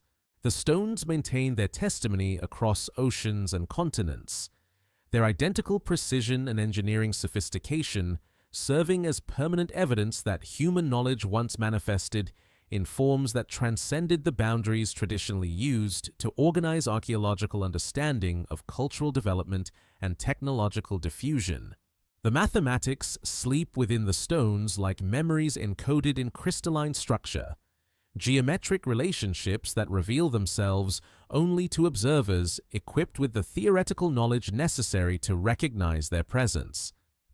At megalithic sites across the world, the proportions of ancient monuments embed mathematical constants and geometric ratios that would not be formally discovered by academic mathematics for centuries or millennia after their construction in permanent stone. The Great Pyramid at Giza encodes the ratio pi within its fundamental dimensions with precision that approaches modern mathematical constants. The monument's base perimeter, when divided by twice its original height, produces the value 3.14159 to several decimal places, the same mathematical relationship that describes the ratio between a circle's circumference and its diameter. The builders achieved this precision through careful planning and construction techniques that demonstrate understanding of geometric principles typically attributed to much later civilizations. Archaeological investigation reveals that this mathematical encoding was intentional rather than accidental, embedded in the pyramid's design through proportional relationships that govern multiple aspects of its construction. The monument's internal chambers display dimensional ratios that incorporate the same mathematical constants, suggesting systematic application of geometric knowledge throughout the structure's architectural planning. The builders possessed not only practical construction skills, but theoretical understanding of mathematical relationships that formal mathematics would not recognize for millennia. The golden ratio appears with suspicious frequency in megalithic architecture, despite being supposedly unknown to the cultures responsible for these monuments. At Stonehenge, the proportional relationships between different structural elements encode the value 1.618034, the mathematical constant that describes optimal aesthetic proportions, and appears throughout natural systems from spiral galaxies to flowering plants. The builders incorporated this ratio into their monument's design through dimensional relationships that create visual harmony according to mathematical principles they supposedly did not understand. Only took several millennia for formal mathematics to develop theoretical frameworks capable of explaining the geometric relationships that these ancient monuments demonstrate through architectural proportions. The builders encoded mathematical knowledge in permanent structures that continue to reveal their sophistication to observers equipped with appropriate analytical tools and theoretical understanding. The astronomical alignments of megalithic sites incorporate mathematical relationships that extend far beyond simple directional pointing towards celestial objects. At Newgrange in Ireland, the monument's dimensions create geometric relationships that encode the mathematical constants governing Earth's orbital mechanics, axial tilt, and rotational period. The builders understood not only observational astronomy, but the mathematical principles that describe planetary motion according to relationships that formal astronomy would not recognize until the development of modern celestial mechanics. In Peru's Machu Picchu, the proportional relationships between different architectural elements incorporate mathematical constants that describe the geometric properties of regular polygons, spherical trigonometry, and three-dimensional coordinate systems. The builders applied advanced mathematical knowledge to construction projects that required understanding of spatial relationships extending far beyond practical building requirements. The mathematical encoding suggests theoretical knowledge that exceeded immediate architectural needs. The harmonic ratios embedded in megalithic acoustic chambers reveal understanding of mathematical relationships that govern sound wave behavior, frequency interactions, and resonance phenomena. At the hypogeum in Malta, the chamber dimensions create acoustic effects based on mathematical ratios that correspond to musical intervals, harmonic relationships that formal acoustics would not recognize until the development of modern wave theory and frequency analysis. The precision of megalithic mathematics extends to dimensional relationships that incorporate multiple mathematical constants simultaneously within single architectural systems. The builders created monuments that encode pi, the golden ratio, harmonic proportions, and astronomical constants through overlapping geometric relationships that suggest systematic application of advanced mathematical knowledge rather than accidental approximation of optimal proportions. Ground-penetrating radar surveys continue to reveal buried features at megalithic sites that display identical mathematical relationships in their hidden architectural elements, suggesting that ancient builders maintained consistent geometric standards throughout their monuments, even in portions that would never be visible to observers. The mathematical precision extends to foundation systems, underground chambers, and structural elements that remain unexcavated. The mathematical knowledge embedded in megalithic architecture appears without apparent precedent in the archaeological record of the cultures responsible for these monuments. The geometric sophistication manifests fully developed in stone constructions without evidence of the experimental phases, learning processes, or theoretical development that such mathematical mastery would seemingly require. The knowledge appears to emerge without archaeological context, suggesting either advanced educational systems that left no other trace or knowledge transmission methods that remain archaeologically invisible. The convergence of mathematical principles across megalithic sites separated by vast geographical distances compounds the mystery of ancient geometric knowledge. Monuments in Egypt, Peru, Britain, and Malta display identical mathematical relationships despite being built by cultures that supposedly developed geometric understanding independently. The mathematical convergence suggests either direct transmission of advanced theoretical knowledge between ancient civilizations or parallel development of identical mathematical frameworks. Modern computer analysis of megalithic proportions continues to reveal mathematical relationships that previous observers had not detected, suggesting that ancient geometric knowledge exceeded even current estimates of prehistoric mathematical sophistication. Advanced analytical techniques uncover layered mathematical systems that incorporate multiple geometric principles simultaneously, creating architectural frameworks that demonstrate theoretical understanding comparable to formal mathematical systems. The mathematical precision of megalithic construction challenges conventional understanding of how complex theoretical knowledge develops and manifests in practical applications. The builders applied geometric principles with accuracy that rivals modern engineering while supposedly lacking the theoretical frameworks, numerical systems, and educational institutions that contemporary mathematics considers essential for such sophisticated application of mathematical knowledge.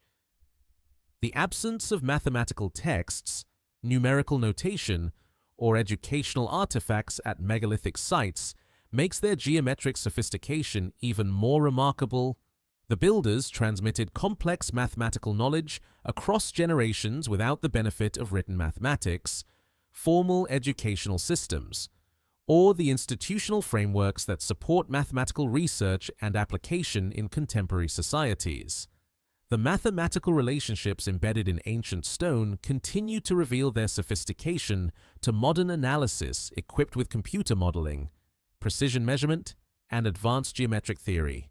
The monuments serve as permanent libraries of mathematical knowledge, encoded in architectural form, their geometric relationships continuing to challenge understanding of prehistoric human capabilities and the origins of mathematical thinking. The stones maintain their mathematical precision with consistency that spans millennia, their carefully calculated proportions continuing to demonstrate the same geometric relationships that their builders incorporated thousands of years ago. They serve as permanent testimony that mathematical knowledge can manifest in forms that transcend the theoretical limitations of their historical context, creating monuments whose geometric sophistication continues to reveal itself to observers equipped with appropriate analytical tools and mathematical understanding. Beneath the visible monuments, tunnels pierce solid bedrock with purpose that remains archaeologically opaque, their passages stretching through stone foundations that predate surface structures by centuries or millennia. Ground-penetrating radar reveals networks of underground chambers and corridors that connect distant points through routes that follow no logical pattern recognizable to contemporary engineering, creating subterranean systems whose function and construction methods challenge every assumption about ancient capabilities.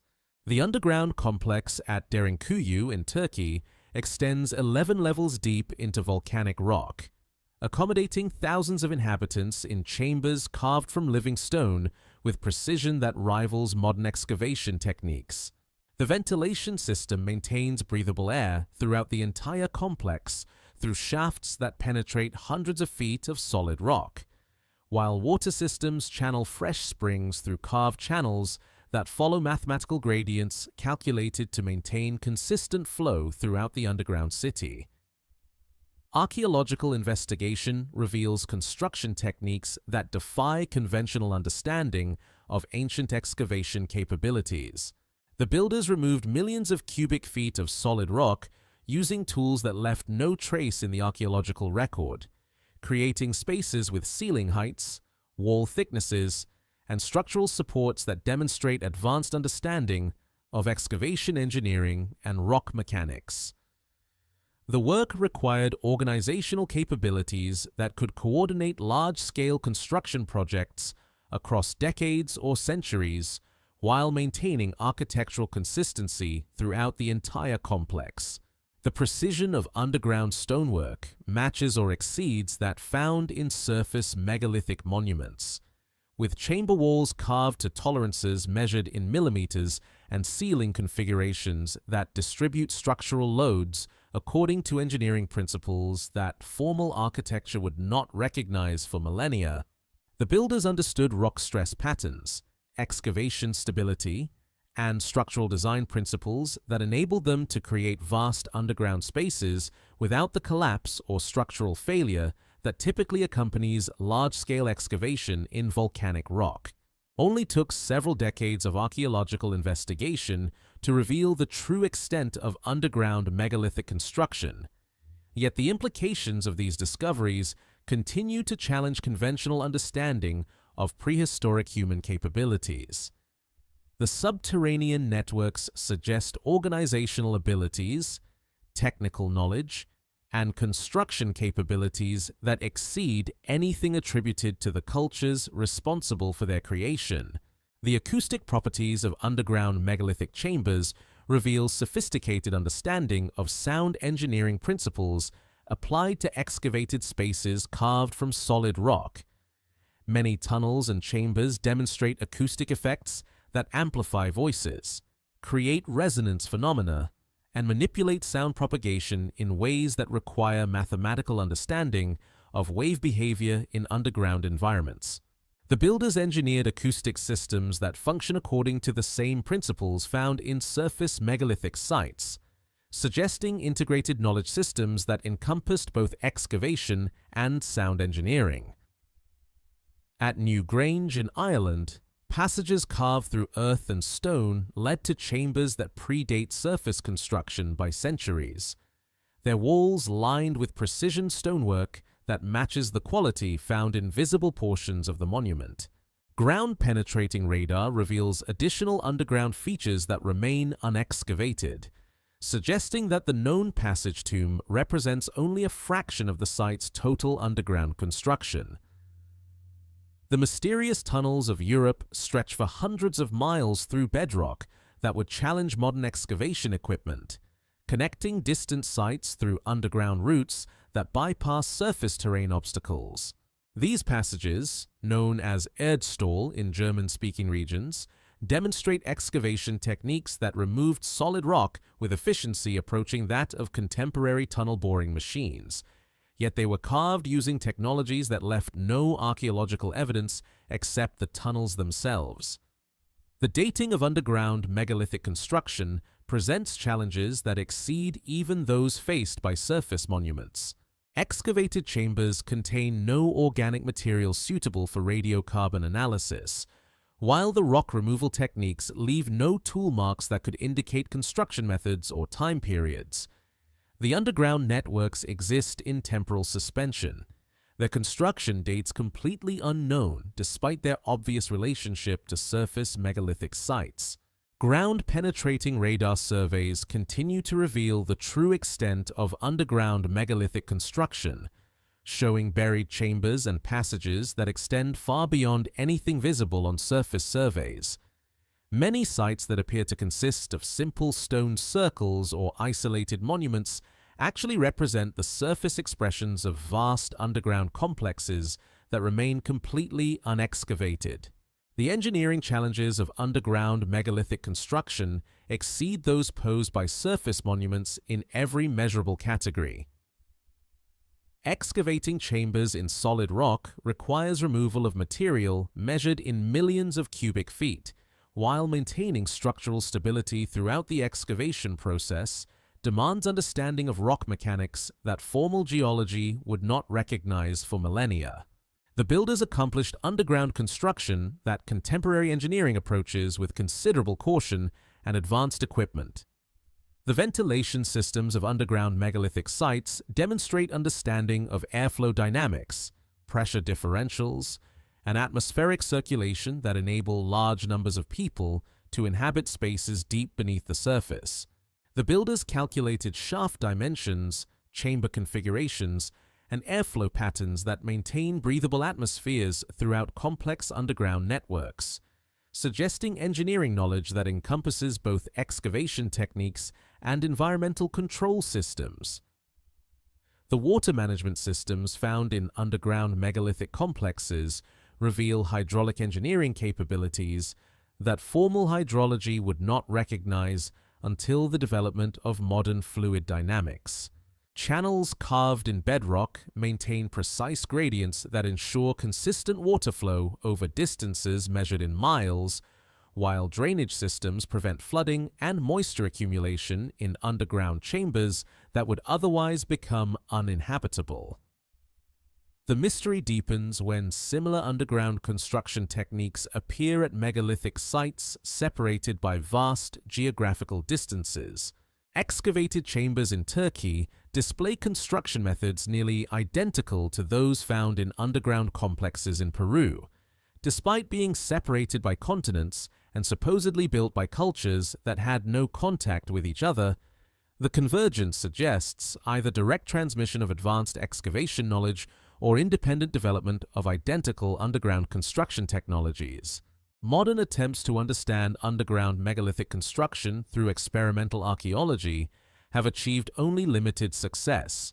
Despite access to contemporary excavation equipment and theoretical knowledge of rock mechanics, the ancient builders accomplished underground construction that modern engineering approaches with considerable difficulty, creating excavated spaces whose stability and functionality continue to exceed contemporary understanding of excavation engineering principles. The underground passages maintain their structural integrity with consistency that spans millennia, their carefully calculated dimensions and support systems continuing to function as their builders intended thousands of years ago. The chambers resist collapse, flooding, and other structural failures that typically affect large excavated spaces, serving as permanent demonstrations that ancient excavation knowledge could create underground construction whose performance exceeds that achieved by contemporary tunneling and excavation technologies. The tunnels stretch through bedrock like stone arteries, carrying messages between distant points.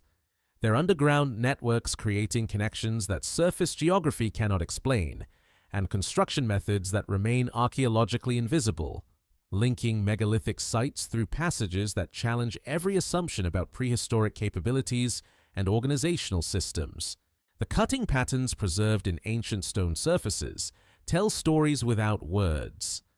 Their systematic grooves and incisions suggesting technologies that have vanished from the archaeological record as completely as if they never existed. At megalithic sites across the world, the marks left by ancient tools reveal working methods that exceed the capabilities of copper, bronze, and stone implements supposedly available to their creators. Yet no artifacts remain that could account for such precise and efficient stone cutting. At Puma Punku in Bolivia, where the Altiplano stretches toward horizons marked by distant peaks, andesite blocks display cutting marks that suggest saw-like tools capable of slicing through volcanic rock with the efficiency of contemporary diamond-tipped equipment. The grooves follow perfectly straight lines across surfaces measured in meters, maintaining consistent depth and width that would challenge modern stone-cutting machinery. Yet, archaeological investigation of the site has revealed no metal tools, no evidence of advanced metallurgy, no artifacts that could explain the precision visible on these ancient surfaces. The systematic nature of these cutting patterns reveals working methods that employed consistent techniques across entire construction projects. At Egyptian granite quarries, unfinished obelisks display regular percussion marks where workers removed material following predetermined lines with mathematical accuracy. The tool marks form patterns that suggest standardized implements used according to systematic procedures, yet the tools themselves have disappeared without leaving any trace in the archaeological record of ancient Egyptian technology. Archaeological analysis of tool marks on megalithic surfaces reveals cutting patterns that require implements harder than the stones being worked. Granite, which ranks high on the mineral hardness scale, displays clean cutting marks that would require tools of superior hardness to produce. Yet the same cultures responsible for this precision stone cutting supposedly possessed only copper and bronze implements, metals that rank lower in hardness than the granite they allegedly shaped. Only took several decades of material science to develop diamond-tipped tools capable of replicating the cutting patterns visible on ancient megalithic surfaces. Yet, the archaeological record contains no evidence of comparable tool technologies in prehistoric contexts. The ancient builders achieved cutting precision using implements that remain completely absent from the material culture that archaeology attributes to their time periods. The efficiency implied by ancient cutting patterns exceeds what experimental archaeology has achieved using reconstructed prehistoric tools.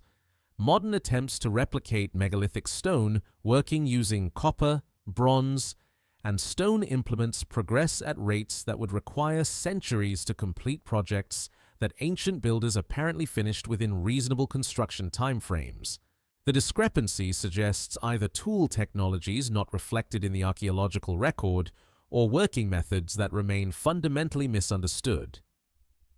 At Lebanese quarries near Baalbek, limestone blocks display cutting marks that suggest tools capable of removing material at rates approaching those of contemporary quarrying equipment.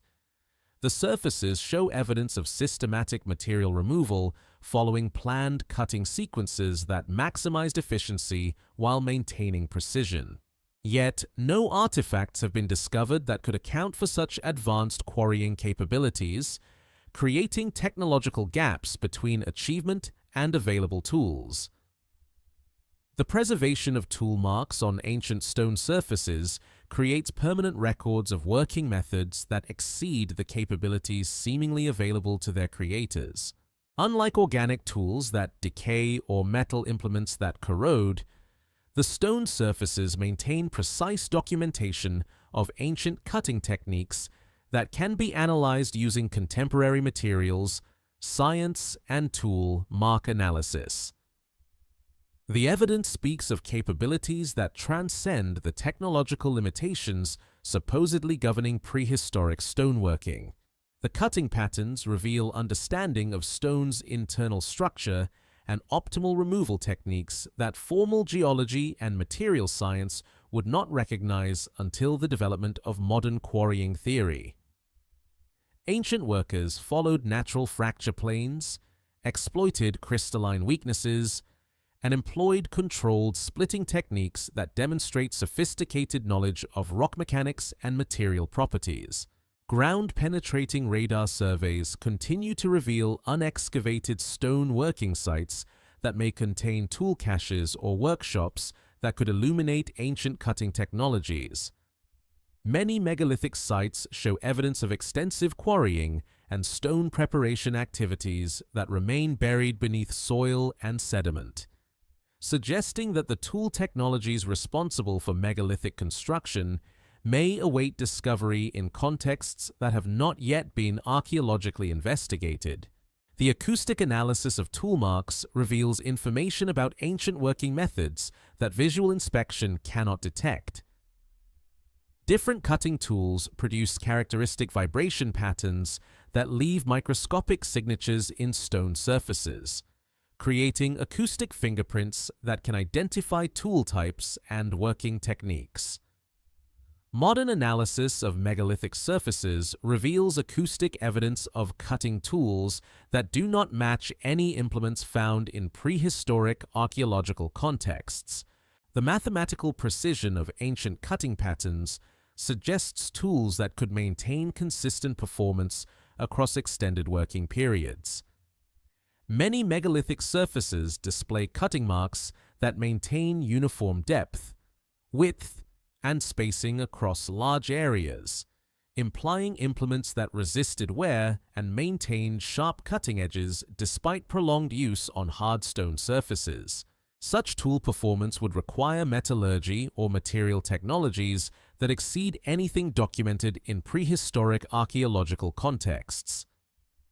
The mystery extends to entire quarrying operations that show evidence of systematic stone extraction using technologies that left no archaeological trace. Ancient quarries display evidence of large-scale material removal accomplished through coordinated cutting operations that would require standardized tools, organized work crews, and technical knowledge capable of planning complex extraction sequences. Yet the same sites contain no evidence of the tool technologies or organizational artifacts that such operations would seemingly require. Modern materials. Science analysis of megalithic surfaces continues to reveal cutting evidence that challenges understanding of ancient stoneworking capabilities. Advanced microscopic examination uncovers tool marker characteristics that suggest cutting technologies more advanced than anything previously attributed to prehistoric cultures, implying that ancient stoneworking capabilities exceeded current archaeological estimates by significant margins. The tool marks speak in the language of systematic precision, their patterns revealing working methods that achieved efficiency and accuracy comparable to contemporary stone cutting, while leaving no trace of the technologies that made such performance possible. The cutting evidence preserves permanent documentation of ancient capabilities that manifested in stoneworking achievements before vanishing completely from the material record, creating monuments whose construction methods remain as mysterious as their original purposes. The stone surfaces maintain their testimony across millennia, their preserved cutting patterns continuing to document working methods that exceed the capabilities seemingly available to their creators. They serve as permanent libraries of technical knowledge encoded in tool marks that challenge understanding of prehistoric human capabilities and the technologies that could achieve such systematic precision in stone-cutting operations that left no other archaeological evidence. The silence of the builders echoes across millennia like an absence that speaks louder than words, their monuments standing as permanent testimony to human achievement while their creators vanished into historical muteness that no archaeological excavation has been able to penetrate. The most enduring structures ever built by human hands carry no signatures, no inscriptions, no documentary evidence that might illuminate the identities, motivations, or methods of the people who conceived and constructed them. At Göbekli Tepe in Turkey, where carved pillars rise from earth that concealed them for 11,000 years, the builders left behind sophisticated stone carvings that display artistic mastery and symbolic complexity. Yet not a single character of written text appears anywhere on the monument's surfaces. The animals that spiral around massive stone columns were carved with anatomical precision that suggests intimate knowledge of local wildlife, seasonal behaviors, and ecological relationships. Yet the meaning of their arrangement and the purpose of their creation remain archaeologically impenetrable. The absence of written records at megalithic sites extends beyond simple lack of literacy to encompass complete absence of symbolic systems that might preserve information about construction methods, architectural purposes, or cultural contexts.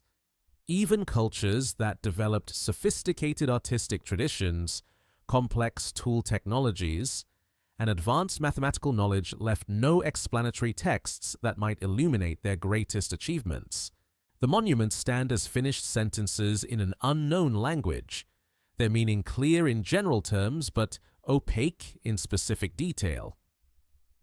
Archaeological investigation reveals evidence of careful planning and long-term organization at megalithic sites, yet no artifacts preserve the administrative records, construction schedules, or logistical documents that such complex projects would seemingly require. The builders coordinated massive construction operations involving hundreds or thousands of workers across decades or centuries, while leaving no trace of the organizational systems that made such coordination possible.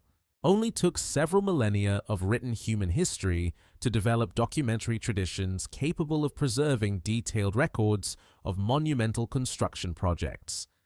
Yet, the megalithic builders accomplished their greatest achievements without creating any permanent records of their methods, motivations, or identities.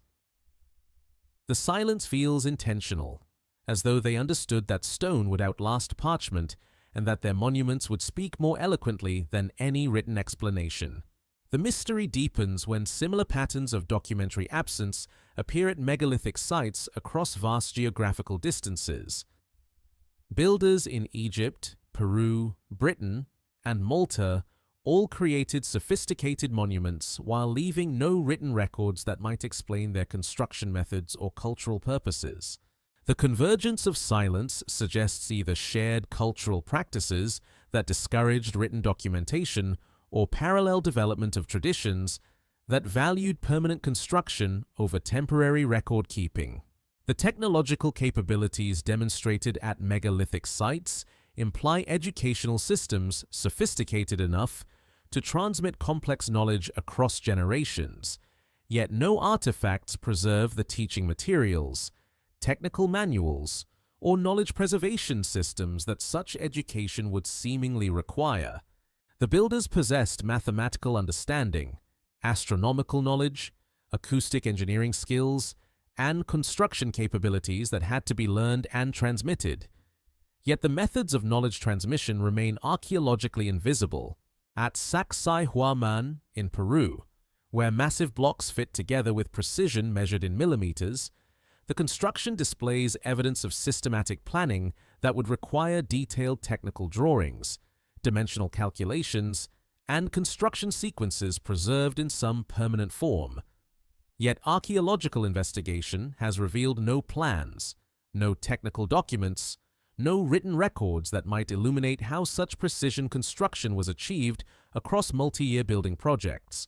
The absence of contemporary documentation makes megalithic achievement even more remarkable by eliminating the possibility that these monuments represent copies or adaptations of earlier prototypes preserved in written technical traditions.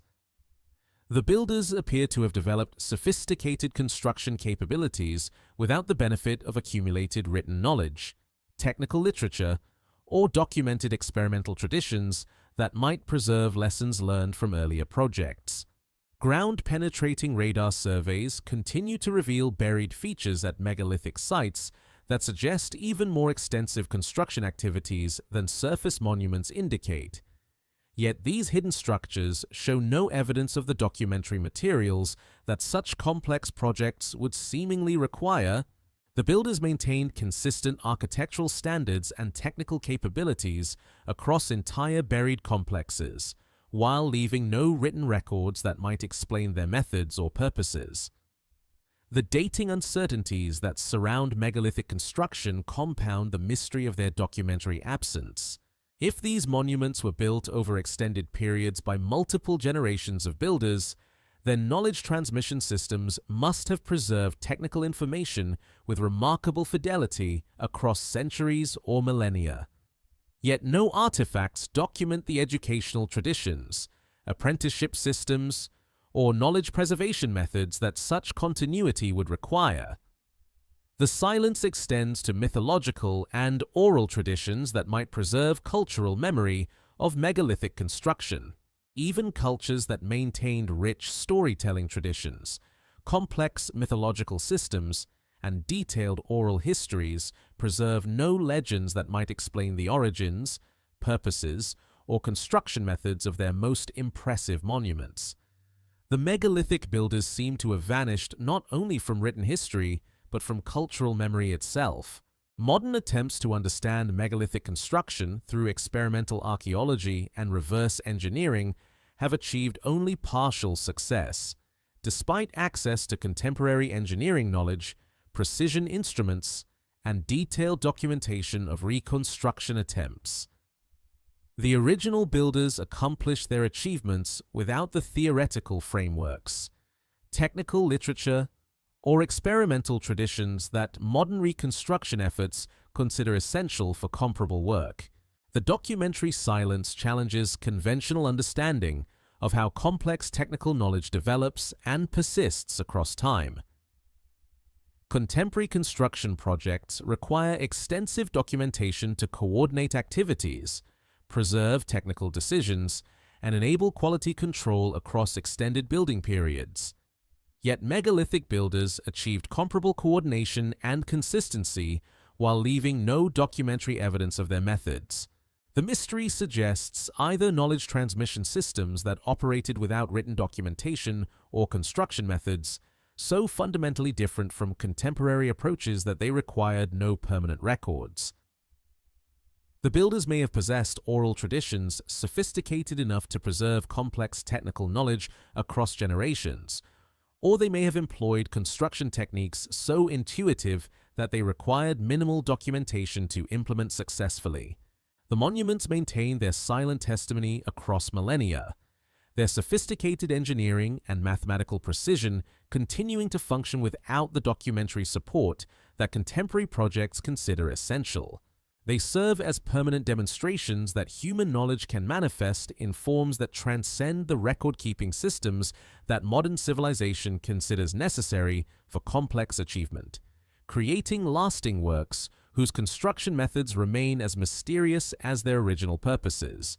The silence speaks of builders who understood that stone would outlast words, that monuments would preserve their achievements more permanently than any written record, and that their greatest works would communicate across time without need for explanation or documentation. The megalithic builders achieved immortality through construction rather than literature, leaving behind achievements that continue to challenge understanding while their identities remain lost in historical silence. Climate patterns shift like slow breathing across geological time, their rhythms revealing that some megalithic monuments predate the stable conditions that mainstream archaeology considers essential for the development of complex human societies. Ice core data and paleoclimatic analysis document environmental changes that challenge conventional timelines of cultural evolution, suggesting that sophisticated construction capabilities emerged during periods of climatic instability that supposedly prevented the social complexity necessary for monumental architecture. The construction of Göbekli Tepe in Turkey coincided with the final phases of the last glacial period, when ice sheets still claimed vast territories to the north and sea levels remained hundreds of feet below their current boundaries. The monument's builders worked during a time of dramatic climatic transition, when changing precipitation patterns, shifting vegetation zones, and unstable weather systems supposedly made settled life impossible. Yet, they accomplished construction projects that required coordinated effort across decades or centuries, suggesting organizational capabilities that transcended the environmental limitations traditionally thought necessary for complex society.